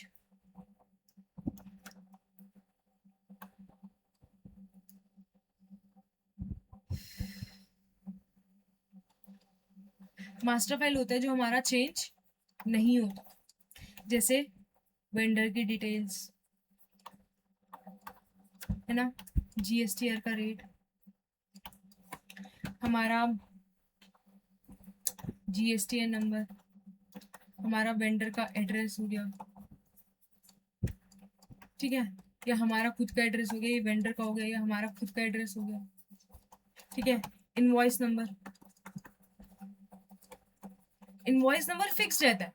ये नहीं है कि मास्टर फाइल के अंदर क्या होता है, इनवॉइस नंबर नहीं आता बेसिकली, बट वो क्रोनोलॉजिकली चलता रहता है ना।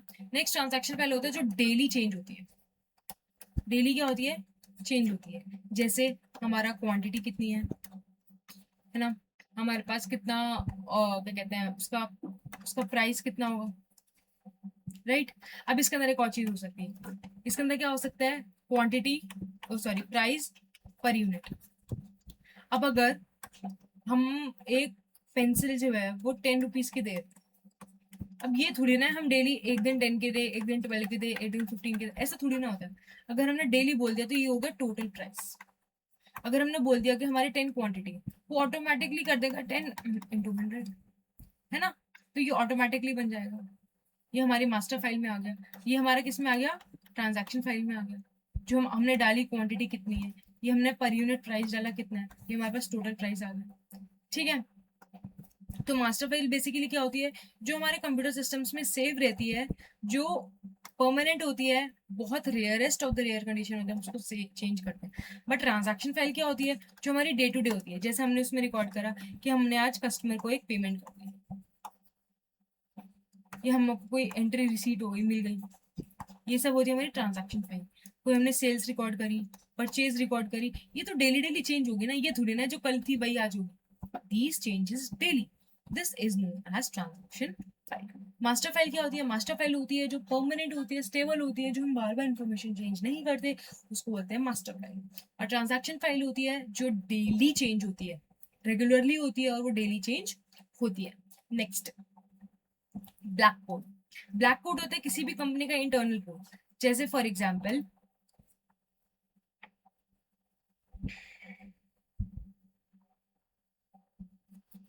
ब्लैक कोड, ब्लैक कोड क्या होता है, कंपनी का इंटरनल कोड होता है, इसको बोलते हैं बेसिकली इंटरनल कोड होता है कंपनी का। फॉर एग्जांपल, उसने कस्टमर्स के लिए ऐसे स्टार्ट करेगा CV01, पहला कस्टमर आएगा उसको इतना देंगे, उसको कस्टमर नंबर इतना, अपने रिकॉर्ड्स के लिए, जिससे उसमें वो परचेज, सेल्स, पेमेंट रिकॉर्ड्स वगैरह सब मेंटेन कर सके।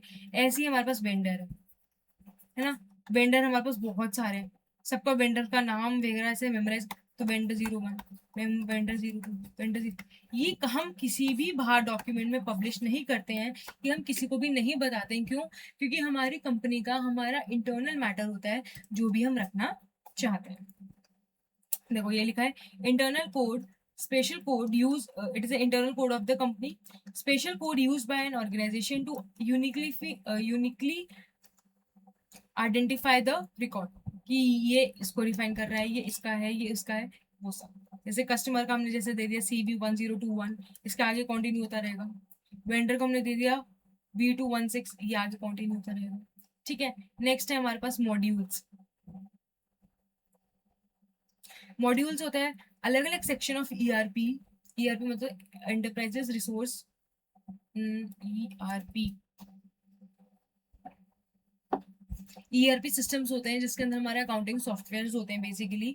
तो अलग अलग जो सिस्टम्स होते हैं वो एक स्पेसिफिक फंक्शन परफॉर्म करते हैं। अकाउंटिंग वाले अकाउंटिंग सॉफ्टवेयर होता है जो क्या करते हैं, इसका अकाउंटिंग रिकॉर्डिंग होता है, सेल्स मॉड्यूल के अंदर हमारे सारे सेल्स रिकॉर्ड होते हैं, हमारे कहाँ कहाँ से हमने कितना सेल किया वो रिकॉर्ड होता है, कितनी क्वांटिटी करा, कौन सी डेट को करा, उसकी ड्यू डेट्स क्या है, ये सब होता है। परचेज मॉड्यूल में क्या होता है कि हमने कहाँ से कितना परचेज किया, क्वांटिटी क्या है, उसकी प्राइस क्या है, उसको पेमेंट कब देना है ना, ये सब हमारा परचेज मॉड्यूल में होता है। नेक्स्ट है हमारा पेरोल मैनेजमेंट। पेरोल मैनेजमेंट में क्या होता है, हम दिखाते हैं कि हमारे कितने एम्प्लॉयज एग्जिस्टिंग है, कितनों को बोनस मिलेगा, मिलना चाहिए, कितनों को बोनस नहीं मिलना चाहिए, कितनों को बेनिफिट मिला, कितनों को बेनिफिट नहीं मिला।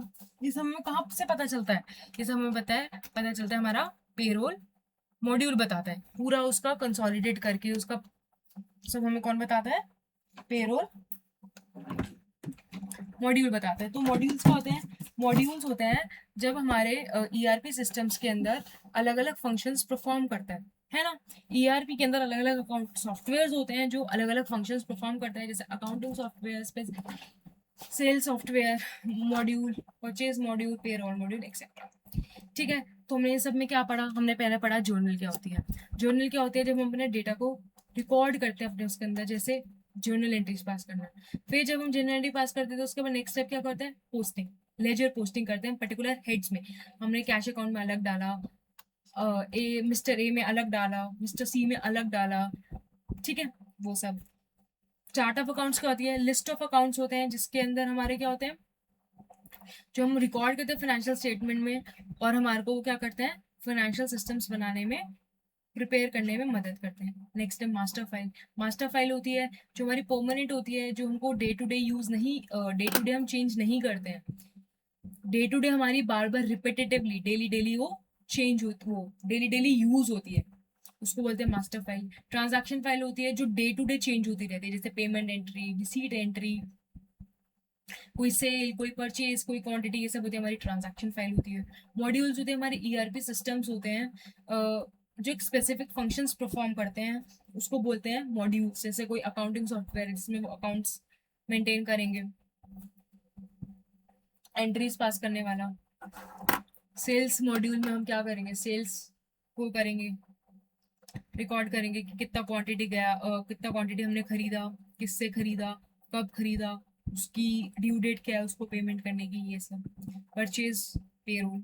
Next black code. Black code होता है हमारा इंटरनल कोड होता है जो एक पर्टिकुलर कंपनी अपने लिए बनाती है, अपनी रेफरेंसेस के लिए बनाती है, जिससे वो कभी फ्यूचर में या फिर उनका जो ऑनगोइंग प्रोसेस है, बहुत सारे उसके पास कोई कस्टमर्स हैं, बहुत सारे वेंडर्स हैं, तो अपनी कन्वीनियंस के लिए, अपने लिए, खुद के लिए वो एक कोड जनरेट करती है, जिससे उनके लिए वो शॉर्टकट मान लो या कुछ भी होता है जिससे वो इजिली आइडेंटिफाई कर सकती है। तो internal code of the company होता है special code use by an organization to uniquely identify the record, इसको बोलते हैं ब्लैक कोड। आगे बढ़े।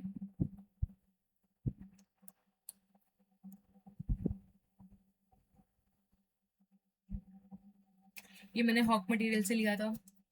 जैसे एडवर्टीजिंग डिपार्टमेंट का 120, ये सब क्या है, the production expenses of television.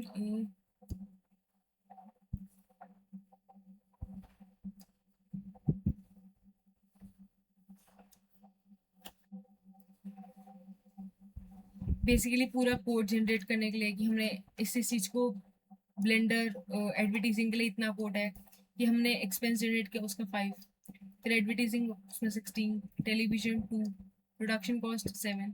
So the full expense account number charge department 120, the account number is a responsibility of a center accumulates only expenses for the television. For as a result, different types of advertisement expenses are clearly delineated in the journal ledger reporting responsible.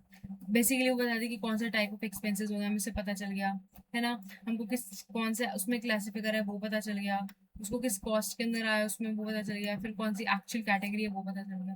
तो ये सब होते हैं जो internal codes होते हैं, internal black code बोलते हैं बेसिकली इसको, जो कंपनी अपने खुद के लिए इंटरनल कोड, अपने इंटरनल रेफरेंसेस के लिए बनाती है, उसको बोलते हैं black code. Next, inputs. Inputs का क्या मतलब होता है, हम उसमें क्या क्या डालते हैं जिससे वो हमारे को कुछ देता है। जैसे हमने डाला, इनपुट डाला, उसके बाद उसने क्या किया, उसको प्रोसेस किया, फिर हमें क्या देगा, आउटपुट देगा, है ना। तो input devices is a piece of hardware that connects to the device such as computer to provide input. For example, keyboards and mice may be used for accounting department personnel to record the sales. ये use होता है input डालने के लिए, data डालने के लिए, कि हमने डाला सेल्स नंबर्स, हम किससे डालते हैं? कीबोर्ड से डालते हैं। माइस से क्या करते हैं? लोकेट करते हैं कहाँ कैसे है। बारकोड स्कैनर जैसे बड़ी बड़ी मार्ट्स में यूज होता है, उसको बोलते हैं बारकोड स्कैनर, जिससे वो प्राइस पता चल जाता है।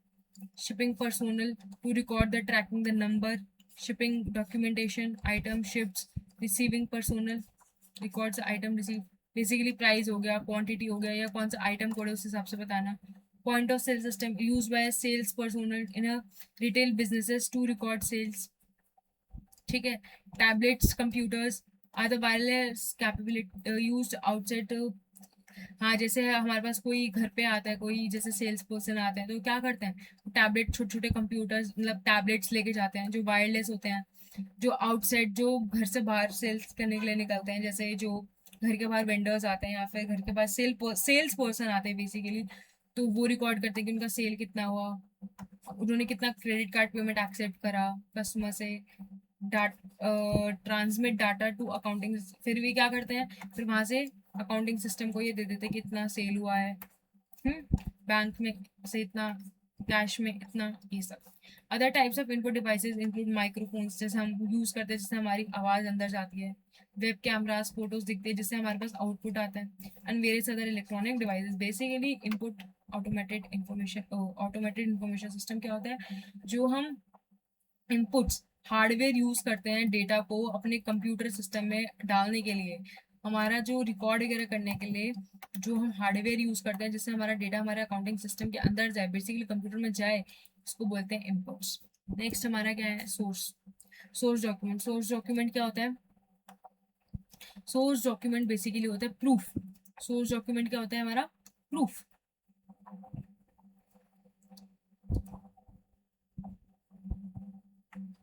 सोर्स डॉक्यूमेंट क्या होता है? हमारा एविडेंस और the proof of business transaction. जैसे for example backup of all the transaction, इसको और क्या बोलते हैं? It is maintain for the backup. जैसे फॉर एग्जांपल इनवॉइसेस,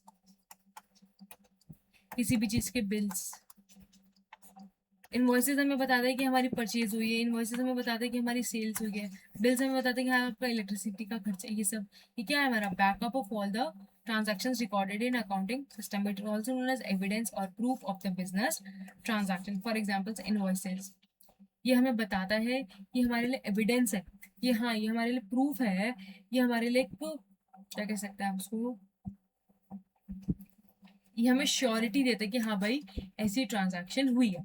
और source document contains details of the business transaction, जिसके अंदर पार्टीज का नेम होता है ना, पार्टीज इन्वॉल्व, अमाउंट्स ड्यू और पेड, जितना हमको पे करना है, उसमें हमें क्या आता है? ट्रांजैक्शन डेट होती है, and the substance of the transaction, जो भी क्वांटिटी हो गया, प्राइस हो गया, पार्टीज कौन कौन सी इन्वॉल्व होती है, उसका एड्रेस वगैरह, वो सब होता है। तो सोर्स डॉक्यूमेंट बेसिकली क्या होता है? Source document is evidence. Source document क्या होता है? एक एविडेंस होता है, एक ऐसा डॉक्यूमेंट होता है जो हमें बताता है कि हाँ भाई वो पर्टिकुलर ट्रांजैक्शन हुई है, किसके बीच में हुई है, किसके बीच में हुई है, किस अमाउंट पर हुई है, उसकी ड्यू डेट्स क्या थी, वो सब हमें क्या बताता है? Source document. बेसिकली ये क्या होता है?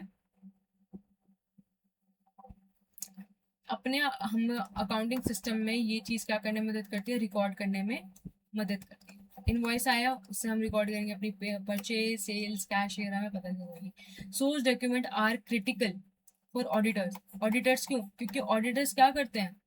ऑडिटर्स, आप कैसे पता चलेगा उनको खर्चा, जो आपने इलेक्ट्रिसिटी का 10,000 रुपये का खर्चा दे दिया है, उनको कैसे पता चलेगा? जब आपका उस इलेक्ट्रिसिटी डिपार्टमेंट से, उस पर्टिकुलर डिपार्टमेंट से जब आपका 10,000 रुपये का बिल आएगा, तब पता चलेगा ना कि आपका 10,000 रुपये का खर्चा हुआ है। तो यूज देम, तो वो क्या करते हैं? उस पर्टिकुलर बिल को, उस पर्टिकुलर इनवॉइस को कैसे यूज करते हैं? यूज है evidence to represent the actual event that has occurred. अगर आपने उसमें लिख दिया कि आपकी प्रिंटिंग कॉस्ट 2,000, 20,000 रुपये, किसी ऑडिटर को डाल के दे दिया, उसको कैसे पता चलेगा कि हाँ आपकी बिजनेस, जब आपके पास उस एक्स पार्टी का आपने उसने आपको इनवॉइस दिया, या फिर कोई ऐसा आपने कोई वर्क ऑर्डर दिया, या परचेज ऑर्डर दिया, या कुछ भी दिया, उसने आपको इनवॉइस दिया या फिर कोई, तो उसको एक एविडेंस होगा, उसके लिए प्रूफ होगा ऑडिटर के लिए, कि उसको पता चलेगा हाँ भाई जो आपने सेल्स अपने उसमें रिकॉर्ड करी है, सॉरी जो आपने एक्सपेंसेस अपने उसमें रिकॉर्ड करे हैं वो आपके एक्चुअल हैं, एक्चुअल में आपने खर्चा किया है। ठीक है, ये होता है हमारा सोर्स डॉक्यूमेंट। इसके अंदर एक बहुत इंपॉर्टेंट लाइन है कि ये पेपर में भी हो सकता है, इलेक्ट्रॉनिक भी हो सकता है। आप अपने इन्वॉइसेज उसको मैनुअली भी बना सकते हैं, या वर्क पेपर परचेज ऑर्डर को मैनुअली भी बना सकते हैं और उसको ऑटो इलेक्ट्रॉनिक भी बना सकते हैं। Next, output. जब आपने उसके अंदर इनपुट डाला, जब आपने इनपुट डाला मॉनिटर से, सॉरी जब आपने उसमें माइक्रोफोन से आवाज डाली, उसको प्रोसेस किया, उसने क्या किया, फिर आपने क्या किया, उसका आउटपुट दिया, आउटपुट से आपने कुछ रिजल्ट आया। Next, output device include any hardware or device that is used to send data from computer to another device or use. Output devices receive process data from the computer. Input डाला वो process करके उसको मिलता है output, and transform into physical reproduction audio और video. अब क्या करते हैं, हमारे पास हमने माइक्रो में से आवाज डाली, उसको जनरेट करता है, उसको अच्छे से प्रोसेस करते हैं, फिर हमको किस फॉर्म में आती है, ऑडियो और वीडियो के फॉर्म में आती है। मैं आपके लिए क्लास रिकॉर्ड कर रही हूँ, सब कुछ कर रही हूँ, इससे क्या, मैंने आपको आवाज डाली, सब कुछ डाली, फिर आपको उसकी क्या दिखती है, वीडियो दिखती है, ऑडियो दिखती है ना। Physical reproduction includes outputs. अब प्रिंटर में हमने प्रिंट डाला, सिस्टम में हमने माइस से अपने माउस से उसमें डाला कि इसको प्रिंट करो, प्रिंटर ने क्या किया, पेपर निकाल के प्रिंट कर दिया। Plotters, output in a form of text और ग्राफिक्स, ये होता है प्रिंटर्स जैसे हमें देता है इन अ फॉर्म ऑफ टेक्स्ट और graphics. Audio, headphones and speakers, हमने बोलते हैं तो हमको आउटपुट कौन देता है, हेडफोन्स या स्पीकर्स देते हैं। वीडियो, वीडियो में कैसे पता चलता है, मॉनिटर कंप्यूटर, हमने को वीडियो रिकॉर्ड करी, हम उसको किसके पे देखते हैं, कंप्यूटर पे, प्रोजेक्टर्स पे, है ना, such as use power point presentation पे। आई गेस समझ आ चुका है। आउटपुट क्या होता है, बेसिकली जो हमारे को इनपुट डाला उसने, वो प्रोसेस होने के बाद हमारे पास जो उसका रिजल्ट जनरेट हुआ उसको बोलते हैं आउटपुट। हमने उसे आवाज डाली, उसको करके प्रोसेस हुआ, सब कुछ हुआ, फिर हमारे पास क्या आई, ऑडियो आई। ऑडियो कैसे आई हमारे पास, कौन सा सिस्टम लेके आया, हेडफोन्स एंड स्पीकर्स। ठीक है, next, characteristics of good report. Characteristics of good report क्या होती है, गुड रिपोर्ट क्या होती है, जिसके अंदर हमारी डेट्स और due dates, dates and date, जैसे बैलेंस शीट में होती है एज ऑन। हम क्या बनाते हैं, जब बैलेंस शीट बनाते हैं तो क्या लिखते हैं, measures mister missus A as on 31 March 2026, ऐसे बनाते हैं, ये होती है बैलेंस शीट। तो गुड रिपोर्ट क्या होती है, बेसिकली वो होती है जो एक्यूरेट होती है, एरर फ्री होती है, कंप्लीट होती है, रिलायबल होती है, लोग विश्वास कर सकते हैं, सिंपल लैंग्वेज में हो सकता है, सबको समझ आए, क्लियर होती है, कंसाइज होती है, रिलेवेंट होती है, अनबाइज्ड होती है। ठीक है, it is in a convenient format, easy to identify कर सकते हो आप उसको। कंसिस्टेंट ओवर टाइम, ऐसा नहीं कि आप एक बार कैसे बना रहे हो और अगली बार किस तरह से बनाओ, नहीं। अगर आपने एक बार, अगर आपने फॉर एग्जांपल अगर आपने डेप्रिसिएशन को कैलकुलेट करने का, अगर आपने एक बार WDV मेथड निकाल यूज कर लिया फर्स्ट ईयर में, ये थोड़ी ना अगले बार फिर आप SLM कर दोगे, फिर थर्ड ईयर में आप WDV कर दोगे, फिर फोर्थ ईयर, ऐसा नहीं होता। अगर आपने एक बार जो मेथड फॉलो कर लिया उसको ही आपको कंसिस्टेंट एंड कंसिस्टेंटली फॉलो करना होता है। ऐसा नहीं होता कि आपने एक बार सॉल्व किया, एक बार उससे करा, फिर नहीं, फिर करा, नहीं। इससे क्या होगा, कोई भी मैनेजर या टॉप मैनेजमेंट उसको कंपेयर नहीं कर पाएगा। देखो, the report should be consistent over time so that manager can compare from different time period so that they can easily compare. हमें पता चल जाएगा कि हाँ भाई इस बिल्डिंग पे इतना ज़्यादा डिप्रिसिएशन लग रहा है, कौन सा बेसिकली सिर्फ डिप्रिसिएशन का एग्जाम्पल। इन्वेंट्री वैल्यूएशन में अगर आप PPE को एक बार पिक्चुअल से कर रहे हैं, एक बार पीरियोडिकली कर रहे हैं, तो वो हर बार अलग अलग रिजल्ट आएगा, जिससे हमारे पास एक पर्टिकुलर वो नहीं आ पाएगा, है ना, रिजल्ट नहीं आ पाएगा, तो हम पर्टिकुलर कंक्लूजन नहीं निकाल पाएंगे। Next, report should include dates और ड्यू, हाँ, अगर हमारी डेट देखो, जैसे अगर हमारी बैलेंस शीट है, हमने बैलेंस शीट बना दी, हमने बना दिया, लिख दिया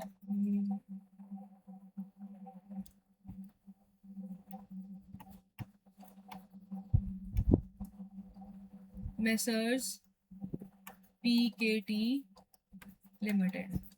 अब हमने एज ऑन या फिर डेट वगैरह कुछ लिखे ही नहीं, हमें तो पता ही नहीं कौन सी ईयर की, 2026 की है, 2025 की है, हमें तो पता ही नहीं। तो ये तो अच्छी नहीं है ना। लेकिन अगर हम वहीं अगर अपने उसमें लिख दें एज ऑन 31 मार्च 2026, हमें पता चल जाएगा हाँ ये 2026 की है। वैसे ही अगर हम बनाए मेसर्स PKT एज ऑन 31 मार्च 2025, हमें पता चल जाएगा कि हाँ ये जो है ये क्या है, ये पिछले साल की है। हमें पता चल जाएगा ये क्या है, ये लास्ट ईयर की है। और हमें पता चल जाएगा ये किसकी है, ये करंट ईयर की है ना। तो ये क्या होता है, एज ऑन यूज होता है हमारी बैलेंस शीट के लिए और फॉर द पीरियड,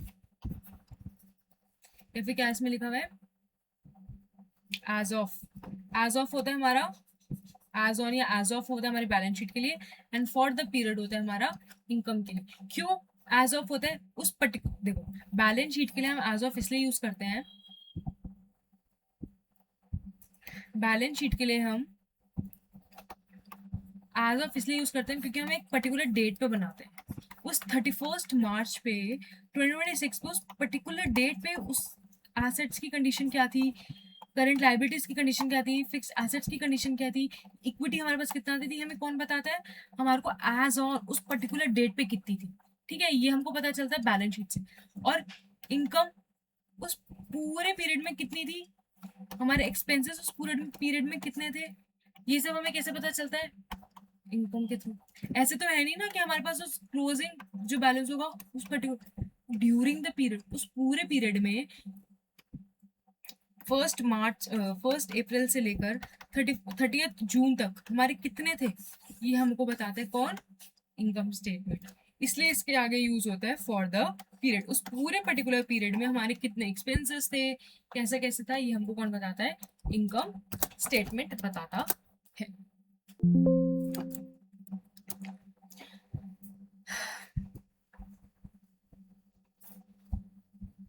चलो अब इसके MCQ सॉल्व करते हैं, जितना अभी तक हमने पढ़ा है उसके।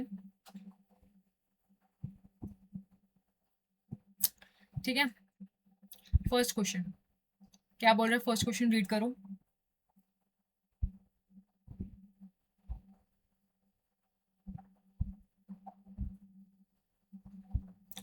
ऑलवेज पॉज द वीडियो जब भी आपके पास MCQ आते हैं, try to solve it by yourself first उसको खुद से सॉल्व करो।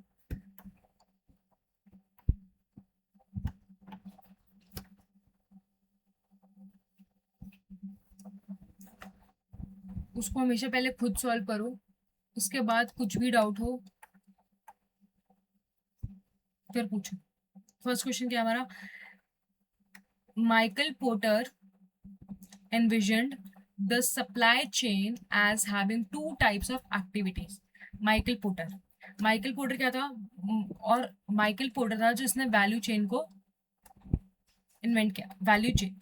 अब हमने वैल्यू चेन में क्या क्या पढ़ा था, वैल्यू चेन में हमने कौन सी 2 एक्टिविटीज पढ़ी थी, वैल्यू चेन में हमने कौन सी 2 एक्टिविटीज पढ़ी थी, एक हमने पढ़ी थी प्राइमरी एक्टिविटी जिसके अंदर हमारा इनबाउंड लॉजिस्टिक था, इसमें था हमारा आउटबाउंड लॉजिस्टिक्स था, फिर हमारा था सर्विसेज थी, फिर हमारा और क्या था, ऑपरेशंस थे, है ना। तो इसका क्या आंसर हुआ, primary and support activities, related and non related, value added and non value added, primary and secondary, ये सब चीजें तो कुछ थी नहीं। इसका आंसर है फर्स्ट।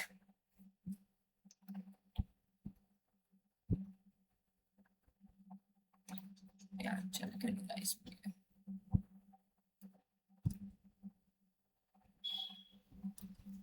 इसमें हमारा आंसर है प्राइमरी एंड सपोर्ट। क्यों, रिलेटेड एंड नॉन रिलेटेड इसमें कुछ ऐसी बात नहीं हुई। Value added and non value added, जो हमारे वैल्यू चेन के अंदर हम जितने भी प्रोसेस करते हैं उससे हमेशा क्या होती है, वैल्यू ऐड होती है, तो नॉन वैल्यू एडेड का कोई मतलब नहीं। प्राइमरी और सेकेंडरी में क्या होता है, प्राइमरी होते हैं हमारी जो एक्टिविटीज रिलेटेड टू क्या होती है, क्या होती है, एग्रीकल्चर, और सेकेंडरी होती है हमारा सर्विस सेक्टर, तो उस चीज से रिलेटेड है। तो इसका करेक्ट आंसर क्या है, primary and support activities. Next,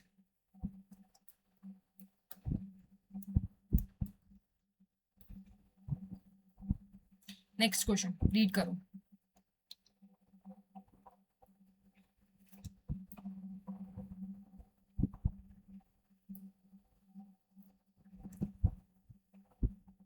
Which of the following statement is not true about accounting information system? हमने अकाउंटिंग इंफॉर्मेशन सिस्टम में क्या पढ़ा है, क्या होता है हमारा accounting information system. Accounting information system होता है जिसके अंदर हम अपने उसको क्या करते हैं, रिकॉर्ड करते हैं, रिकॉर्ड करते हैं,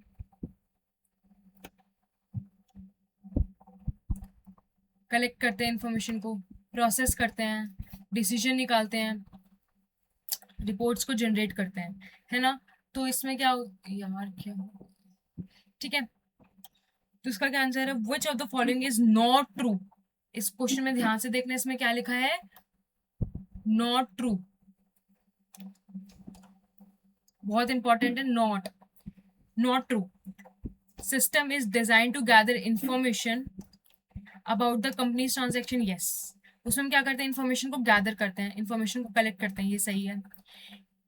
the output is in the form of reports and management that use to analyse, जो हमने लास्ट में पढ़ा था, हमको क्या करता है, रिपोर्ट जनरेट करता है जिससे हम क्या करते हैं, डिसीजन लेने में हेल्प करते हैं, तो ये भी सही है। System is error free and brings an end to an employ stealing of inventory, physical inventory. System is error free and brings an end to employee stealing of physical inventory. ये तो हमने कुछ ऐसा कुछ पढ़ा नहीं इसमें। फर्स्ट पॉइंट पढ़ते क्या है, the system consist of 4 processes, input by a source, processing, output and storage, ये भी सही है। हमने देखा इनपुट करते हैं, उसको फिर कुछ काम करते हैं, इनपुट मतलब उसमें जो एविडेंस होता है, ठीक है, डाला, प्रोसेस करते हैं। फॉर एग्जाम्पल इनपुट में देखो, इसमें इनपुट में हमने क्या करा, हमने डाला इनवॉइस, डाला हमने, डाला सेल्स, डाला बेसिकली हमने डाला सेल्स, उससे क्या हुआ, उसने उसको प्रोसेस करा, उससे क्या बना दिया, उसने इनवॉइस बना दिया, फिर उसने उसको क्या करा, उसको फिर फ्यूचर रेफरेंसेस और अपने पास स्टोर कर लिया, तो इसका आंसर क्या होगा, इसका आंसर होगा बी। इसका आंसर क्या है, बी।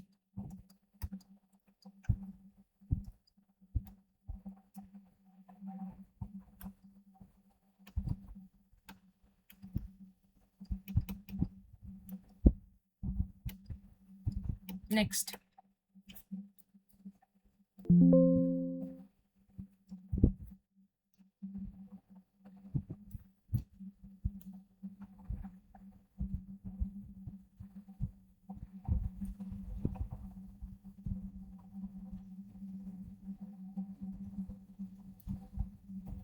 नेक्स्ट क्वेश्चन रीड करो, next question. In an accounting system, in an accounting information system, where is information such as ledger number, customer number, customer account number, customer histories are stored. अब बताओ, ledger number, customer account number और ये सारा number का बार बार change होगा, सोचो, बार बार change होगा या नहीं होगा।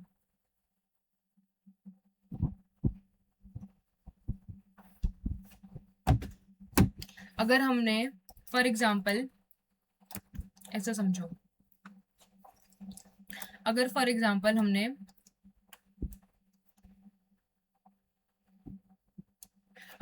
फॉर एग्जाम्पल मिस्टर बी का लेजर नंबर हमारा 1 है, अगर हमने उसकी मार्च में ट्रांजैक्शन करी है, तो इस लेजर नंबर में डाल दी। अब जब हम उसको अप्रैल में करेंगे, क्या उसका लेजर नंबर 2 कर देंगे? क्या ऐसा होगा? नहीं, ऐसा नहीं होगा। लेजर नंबर क्या रहेंगे? हमेशा सेम रहेंगे। लेजर नंबर क्या रहेंगे? हमेशा सेम रहेंगे। मिस्टर बी को हमने 1 दे रखा है, हमने कैश को लेजर नंबर कितना दे रखा है? 2। ऐसा थोड़ी ना है जब हम अगले बार करेंगे तो लेजर नंबर चेंज होएगा, नहीं, पूरे साल का लेजर नंबर तो सेम ही रहेगा उस पर्टिकुलर एक हेड का। तो लेजर नंबर क्या होगा? चेंज नहीं होगा। नेक्स्ट क्या है इसके अंदर? Customer account number. Customer account number, हमारा कस्टमर अकाउंट का नंबर है 1010।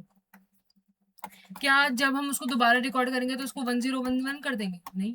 कस्टमर चाहे कोई भी कस्टमर हम उसे कितनी बार भी परचेज करें, हमारा कस्टमर का अकाउंट नंबर तो क्या रहेगा? सेम रहेगा। कस्टमर हिस्ट्रीज स्टोर्ड, जो हमारे कस्टमर ने हमसे क्या क्या खरीदा, हम वो स्टोर डेटा रखेंगे। क्या वो डेली डेली चेंज होगा? नहीं, ये हुआ ना चेंज। देखो अब क्या होगा इसमें, ट्रांजैक्शन फाइल। ट्रांजैक्शन फाइल क्या होती है? वो फाइल होती है जो डेली डेली क्या होती रहती है? चेंज होती रहती है। जैसे पेमेंट, सेल्स इनवॉइसेस, रिसीट्स, ये सब होते हैं हमारे ट्रांजैक्शन फाइल। मास्टर फाइल होते हैं जो हमारे परमानेंट फाइल्स होते हैं। जर्नल लेजर होते हैं जो हम जर्नल एंट्रीज के बाद पोस्टिंग करते हैं अलग अलग हेड्स में, ये वो भी नहीं है। चार्ट ऑफ अकाउंट्स हमारे लिस्ट ऑफ अकाउंट्स जो हमारे फाइनेंशियल स्टेटमेंट्स बनाने में मदद करते हैं। तो इसका क्या आंसर होगा हमारे हिसाब से? B, master files. क्या होगा? Master files. ठीक है, नेक्स्ट क्वेश्चन नंबर 4 रीड करो।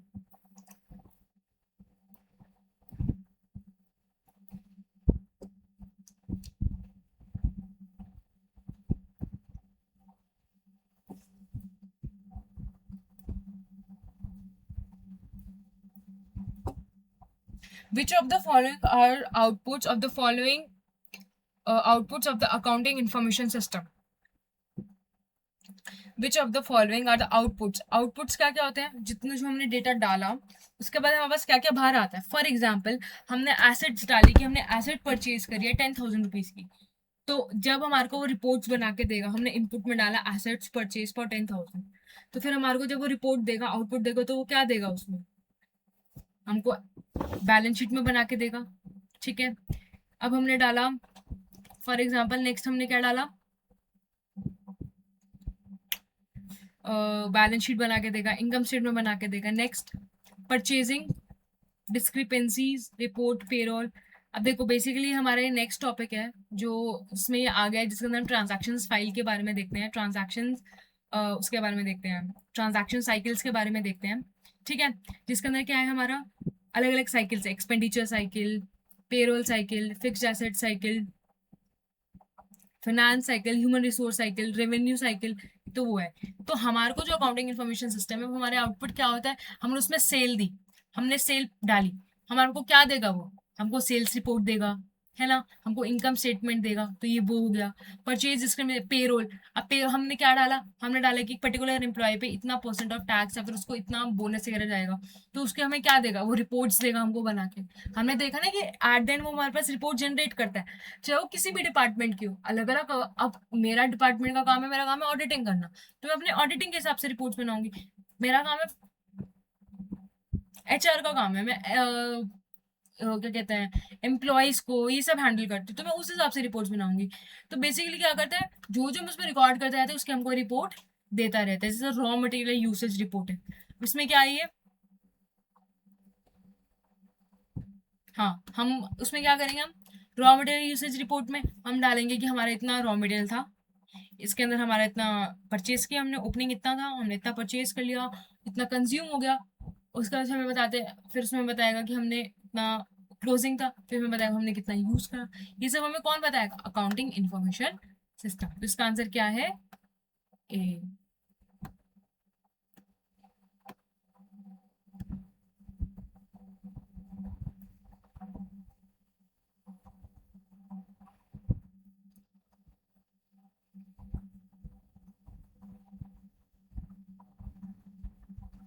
नेक्स्ट क्वेश्चन रीड करो, क्वेश्चन नंबर 5।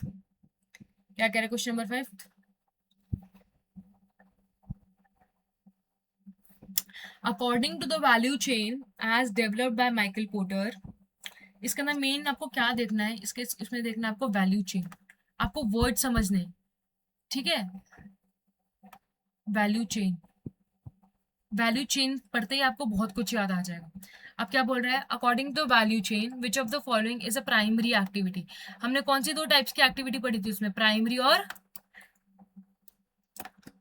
सेकेंडरी। सेकेंडरी पढ़ी थी, क्या पढ़ी थी, सपोर्टिंग। कौन सी पढ़ी थी, सपोर्टिंग। अरे यार, हाँ जब हमने पढ़ी थी एक्टिविटीज कौन सी थी वैल्यू चेन में,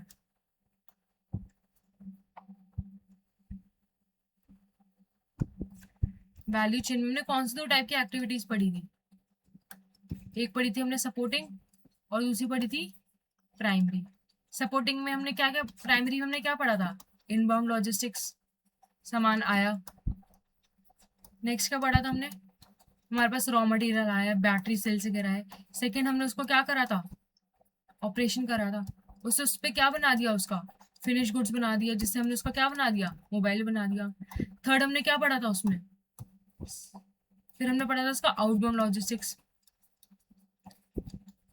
है ना, जो हमारा हमने सामान खरीदा था उसको अलग अलग वेंडर तक देना। फिर थर्ड फोर्थ हमने क्या पढ़ा था,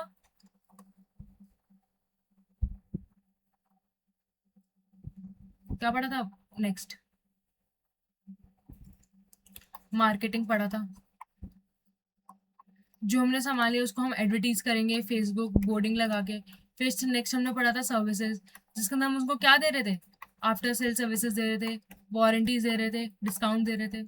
ये हमने पढ़ा था प्राइमरी में। फिर सपोर्ट में हमने क्या पढ़ा था, जो जो एक्टिविटीज प्राइमरी को सपोर्ट करती है उनमें क्या पढ़ा था, इंफ्रास्ट्रक्चर पढ़ा था, पढ़ा था नहीं पढ़ा था। नेक्स्ट क्या पढ़ा था हमने इसमें, प्रोक्योरमेंट पढ़ा था एक। फिर नेक्स्ट हमने क्या पढ़ा था, एचआर पढ़ा था, जिसके अंदर वो पेरोल देखते हैं। फिर फोर्थ क्या पढ़ा था, R&D पढ़ा था, जिसके अंदर वो अलग अलग टेक्नोलॉजी लगा के देखेंगे, अलग अलग चीज लगा के देखेंगे। तो बेसिकली हमने क्या पढ़ा था इसमें, प्राइमरी में inbound operation, outbound marketing and services. फिर इसमें पढ़ा था इंफ्रास्ट्रक्चर, प्रोक्योरमेंट, HR, R&D। ठीक है, अब हमसे क्वेश्चन क्या पूछ रहा है, देखो, according to the value chain developed by Michael Porter, which of the following is a primary activity? Operations, infrastructure, procurement या human resource? Operations, जिसके अंदर हम अपना रॉ मटेरियल को क्या बनाते हैं, yes, finished goods। नेक्स्ट पढ़ो,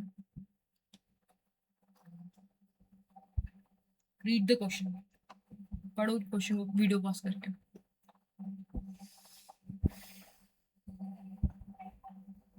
After a system upgrade, there is some concern about whether or not recent sales were recorded accurately with the correct quantities and dollar amount.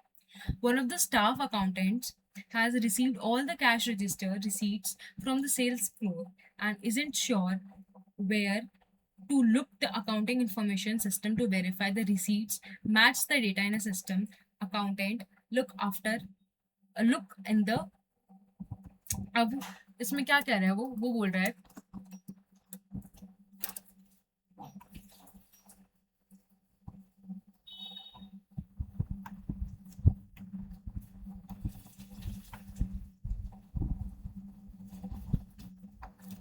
वो क्या बोल रहा है, वो बोल रहा है उसको एक अकाउंटेंट, मतलब उसको एक सिस्टम अपग्रेड करा है, उसको उसको लग रहा है कि कंसर्न अबाउट वेदर, उसको ऐसा लग रहा है कि जो सेल्स है उसकी, वो जो उसकी जो सेल्स है वो करेक्ट अमाउंट में और उसकी क्वांटिटी जो है वो उसकी रिकॉर्ड सही से नहीं करी है। देखो यही लिखा है इसमें, not recent sales were recorded accurately with the correct quantities and dollar amount. One of the staff accountant has received all the cash register receipts from the sales floor and isn't sure that whether the, और उसको वो अपने सारे sales registers वगैरह तो ले आई है, लेकिन वो श्योर नहीं है कि उसने सही से एंट्री करी है या नहीं करी है, तो उसको ये नहीं पता। And isn't accounting to verify the receipts, अब उसको नहीं पता कि जो उसकी जो रिसीट्स हैं वो उससे मैच करेंगे नहीं करेंगे, किससे मैच करेंगे नहीं करेंगे, receipts match with the data in a system. जो रिसीट्स है वो जो सेल्स रजिस्टर से निकालेगी, वो जो डेटा है उससे वो मैच करेगा अकाउंटिंग इन्फॉर्मेशन सिस्टम, या करेगा या नहीं करेगा। हमें कैसे पता चलेगा? कौन सी फाइल में जाना होगा हमें? मास्टर फाइल में? नहीं, क्यों? मास्टर फाइल में तो क्या होता है हमारा, हमारा डाटा कैसा होता है, परमानेंट होता है। ट्रांजैक्शन फाइल, चलो ठीक है, हो सकता है, क्यों इसका हो सकता है। Chart of account, chart of accounts क्या होते हैं, जिसके अंदर हमारी लिस्ट ऑफ अकाउंट्स होती है, एसेट्स, लायबिलिटी, इनकम्स एंड, उसमें भी नहीं होगा। अकाउंटिंग इन्फॉर्मेशन सिस्टम डाटाबेस, वो हम आगे पढ़ेंगे, उसमें भी कुछ नहीं, उसमें हमारे सिर्फ डाटा स्टोर होता है।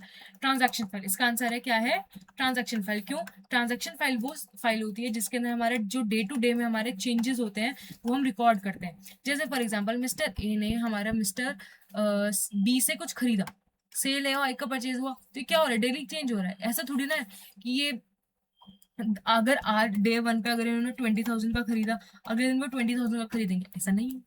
मे बी वो चेंज करे, मे बी वो बेराए करे, है ना। तो ये इसका आंसर क्या है, ट्रांजैक्शन फाइल। क्यों? अब इस क्वेश्चन को पता करके कैसे पता चलेगा कि यही है? देखो इसने बताया क्वांटिटीज एंड डॉलर अमाउंट। क्या क्वांटिटीज एंड डॉलर अमाउंट कभी भी मास्टर फाइल में हो सकते हैं? नहीं हो सकते। क्यों नहीं हो सकते? क्योंकि चेंज होते हैं। मैंने आज आपसे 10,000 का सामान खरीदा, कल वो आपसे 20,000 का सामान खरीदा। आज मैंने अपने 10 आइटम्स खरीदे, कल मैं आपसे 20 आइटम्स खरीद सकती हूँ। तो दिस में चेंज। और ऐसा जब भी एमसीक्यू सॉल्व करो, हमेशा एक बात को याद रखना, read all the MCQs, read all the options हमेशा। क्या पता एक सही हो दूसरा सही हो, एक को लेकर कभी भी डिसीजन मत करना, रीड सारे करना, उसके बाद जो बेस्ट लगे उसको करना। ठीक है, एनालाइज सबको करना, उसके बाद जो बेस्ट लगे उसको चूज करना। Next, read question number 7। For an accounting information system the source document can be. Source document कैसा हो सकता है? सोर्स डॉक्यूमेंट क्या होता है, हमको प्रूफ और एविडेंस देता है। ठीक है, ठीक है, हमारा इनपुट होता है, इलेक्ट्रॉनिक ओनली होता है, आउटपुट डिवाइस होता है, आउटपुट नहीं होता। सोर्स होता है बेसिकली जो हमारा एविडेंस होता है ना। सोर्स हमारा क्या होता है, एविडेंस देता है, प्रूफ होता है, इनपुट डालते हैं, इनवॉइस। लेकिन हमने क्या पढ़ा इसमें, पेपर और इलेक्ट्रॉनिक दोनों हो सकता है। इसको हम या तो पेपर के थ्रू बनाए, मतलब मैनुअली बनाए, या फिर इलेक्ट्रॉनिकली थ्रू द सॉफ्टवेयर और द सिस्टम्स उसको बनाए। Next question, under the value chain as developed by Michael Porter which of the following is not a primary activity. अब भाई हमने पढ़ा प्राइमरी एक्टिविटी कौन कौन सी होती है, इनबाउंड ऑपरेशंस, आउटबाउंड मार्केटिंग और सर्विसेज। फिर ये होती है हमारी प्राइमरी। ठीक है, अब इसमें services inbound, sorry primary, inbound primary, technology नहीं, मार्केटिंग होती है जिसके अंदर अपनी हम एडवर्टीज करते हैं, है ना। तो इसका आंसर क्या है, टेक्नोलॉजी डेवलपमेंट, जिसके अंदर हम क्या करते हैं, R&D वगैरह करते हैं। Next question, which of the following statements about the output information system is not correct. Output is not correct.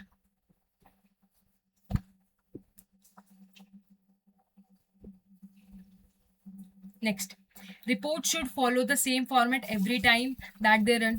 हाँ हमने पढ़ा कि कंसिस्टेंसी होनी चाहिए while you are preparing any और any document। अगर तुम कोई भी चीज फॉलो कर रहे हो, या फिर जैसे तुम अपने वो फाइनेंशियल स्टेटमेंट पीपीई बना रहे हो, उसमें अगर तुम एक मेथड यूज कर रहे हो तो हर बारी वही होना चाहिए, पर इजी, अच्छा इजी कंपैरिजन, कंपैरेटिव स्टेटमेंट्स बनाने के लिए। Next, reports from the system are used by internal and external decision making.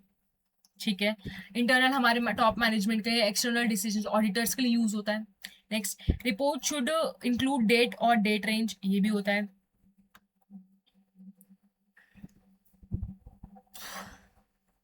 और reports can be provided, fourth point क्या है हमारा, रिपोर्ट्स कैन बी प्रोवाइडेड,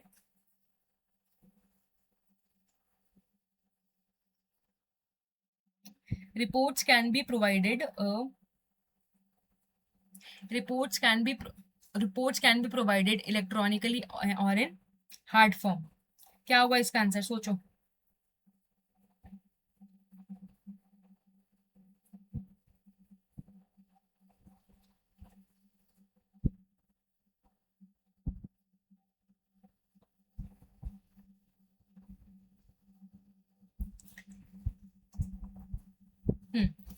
तो इसका आंसर होगा बी। मैंने इस पर बोला हाँ ये सही है एक्सटर्नल डिसीजन मेकिंग, लेकिन इसके अंदर जो हमारी अकाउंटिंग इन्फॉर्मेशन रिपोर्ट है कभी भी हम एक्सटर्नल वालों को नहीं देते हैं। हमारा इन्फॉर्मेशन यूज होगा कि हमने कितना सेल किया, हमारा कितना प्रॉफिट आया, ये सब हमारा यूज होगा, लेकिन फिर भी हम इसको हम आउटसाइड डिसीजन मेकिंग के लिए कभी भी हम इसको नहीं देते। The reports from the accounting system are used internally and are not intended to be used outside the organization. ठीक है,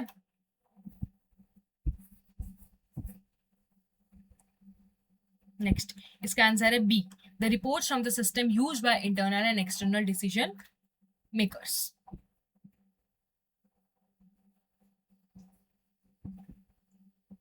B. Reports can be provided electronically और इन हार्ड फॉर्म। इसका ये हो सकता है कि हाँ ऐसा है, ट्रू है। क्यों? क्योंकि उसमें हमने पढ़ा था, 3 चीज पढ़ी थी। पहला कन्वीनियंट होना चाहिए, दूसरा उसमें डेट्स होनी चाहिए एज ऑन और फॉर द पीरियड जो हमारे इनकम स्टेटमेंट के लिए यूज होता है। तीसरा हमने उसमें क्या पढ़ा था, कन्वीनियंट होना चाहिए, सेम वो यूज करना चाहिए कंपेरेबल के लिए, और तीसरा कन्वीनियंट डेट और हाँ जो भी हम फॉलो कर रहे हैं उसको consistently long period of time के लिए फॉलो करना है, जिससे वो क्या हो, कंपेरेबल हो। तो हमारी बुक्स के हिसाब से वो कौन सा नहीं है, ये the reports from the system are used by internal and external decision makers. Next, the CFO of medium-sized company wanted to change the wage rate per hour of an employee. Which of the file would CFO would need to change and update in the new rate? कौन सी करेगा वो? उसको क्या change करना है?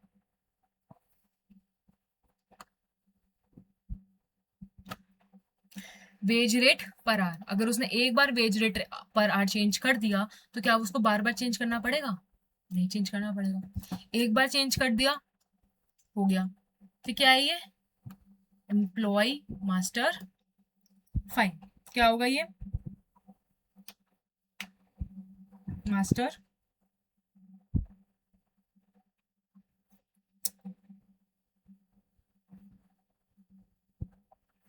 Next, journal ledger क्या होती है? What is journal ledger?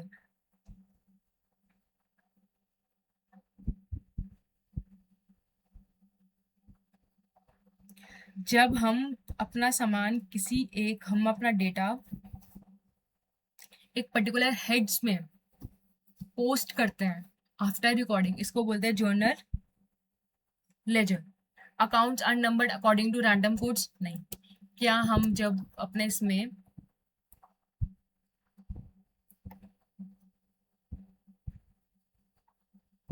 हमने लेजर बनाया कैश का, ठीक है, कैश को हमने दिया कैश अकाउंट ऐसे, जर्नल एंट्री हम डालते उसमें लेजर नंबर जो, चलो 1 डाल दिया हमने इसमें। फिर हम बैंक बनाएंगे, क्या इसको हम 70 डाल देंगे? और अगर हमें मिस्टर ए का बनाना है, क्या इसको हम 76 डाल देंगे? नहीं। हमने अगर एक को 1 डाला दूसरे को 2 डालेंगे, तो क्रोनोलॉजिकली उसको मेंटेन करेंगे, रैंडम कोड्स के अकॉर्डिंग नहीं करेंगे, है ना। क्या है इसमें? Account number using random numbers? No, गलत। Account numbers are stored in transaction file? नहीं, ये भी नहीं। बेसिकली हम ये क्या है, ये तो हमको बताना है कि जर्नल लेजर क्या है। Where a customer payments are recorded when it is received? नहीं, इससे तो जर्नल लेजर का कोई मतलब नहीं है।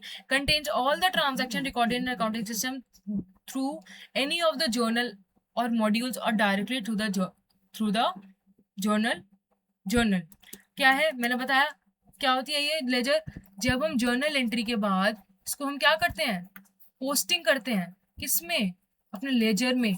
जर्नल एंट्री के बाद इसको बोलते हैं लेजर पोस्टिंग। और देखो आपके इस ऑप्शन में भी यही लिखा है, क्या लिखा है? Contains all the transactions recorded in accounting system through any of the journals. कहाँ से आया है? Recorded through any of the journal. Posting करिए कहाँ से? जर्नल से। और मॉड्यूल्स और directly through the journal ledger. ठीक है। जर्नल लेजर का क्या है? जर्नल लेजर 2 टाइप्स के जर्नल होते हैं। जर्नल टू टाइप्स के होते हैं।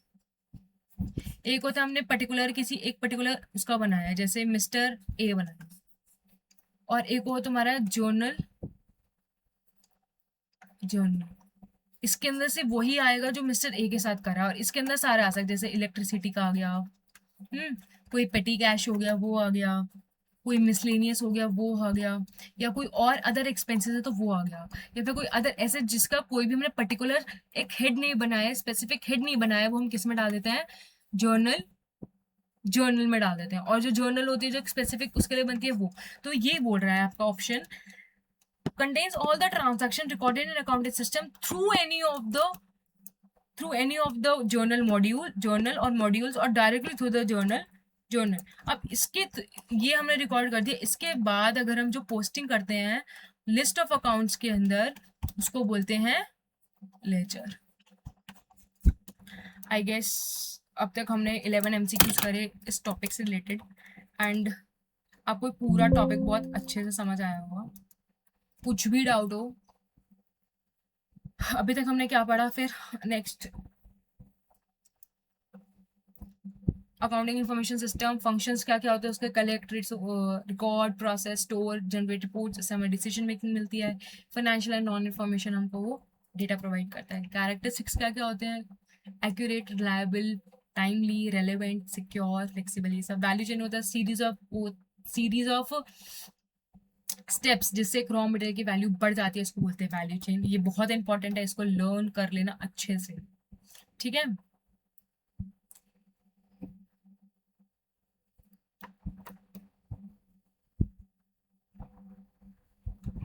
इसको अच्छे से रीड कर लेना, इसको अच्छे से लर्न कर लेना, कुछ भी डाउट हो पूछ लेना, ठीक है। नेक्स्ट हमने फिर क्या पढ़ा, वैल्यू चेन क्यों चाहिए, रिलेशनशिप क्या होता है, सप्लाई चेन मैनेजमेंट क्या होती है, इंपॉर्टेंस क्या होती है। ऑटोमेटेड पढ़ा, जो हमने पढ़ा, जो भी काम हम रिकॉर्ड वगैरह सब करते हैं, रिकॉर्ड, कलेक्ट, डेटा करते हैं, उसे ऑटोमेटेडली करते हैं, एक सॉफ्टवेयर के अंदर करते हैं। अगर हम एक जगह चेंज लेके आते हैं तो वो और जगह भी ऑटोमेटिकली चेंज हो जाता है।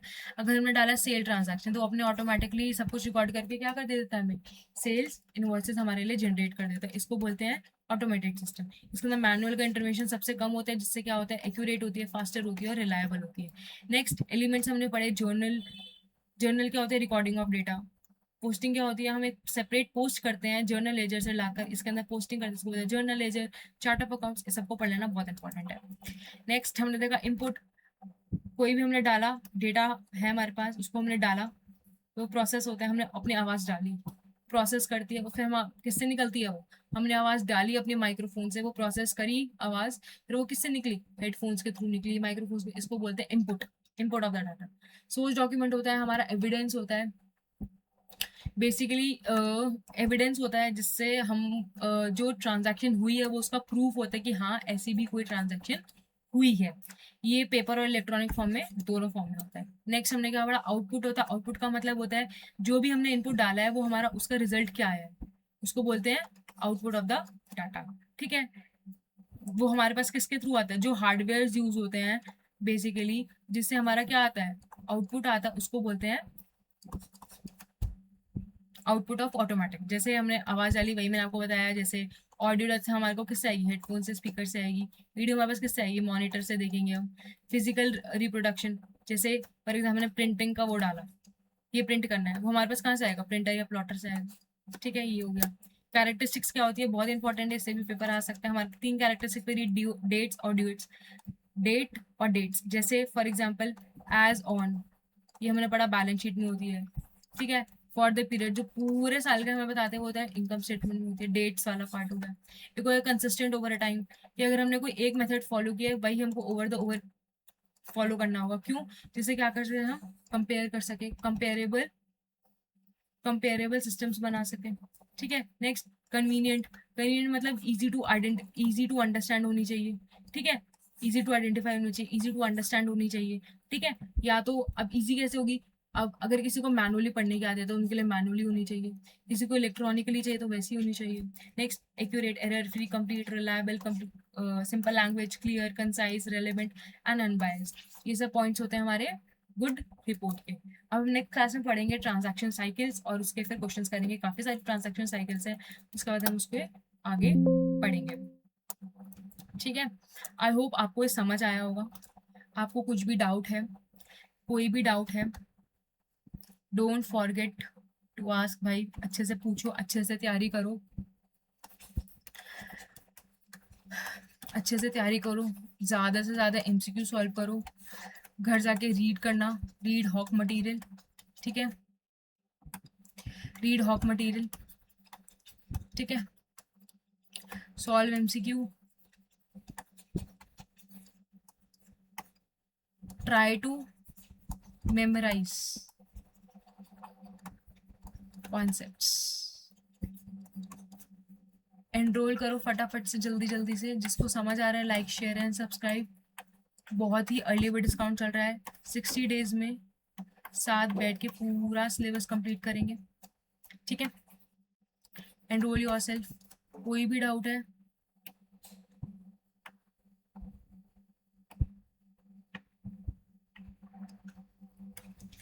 8076687098। और मेरे इस पे कोई और भी ले मत देना, सिर्फ मैं ही लूँगी। अच्छे से पढ़ाई करो, जो कुछ नहीं समझ आता, जो एमसीक्यूज नहीं समझ आता, उसको अच्छे से पूछो, कुछ भी डाउट है पूछो। नेक्स्ट क्लास में मिलते हैं and we will study transaction cycles. So this is our day 2। Thank you. अगर आपको वीडियो अच्छी लगी तो like share and subscribe. Thank you, bye bye, all the very best for your exams.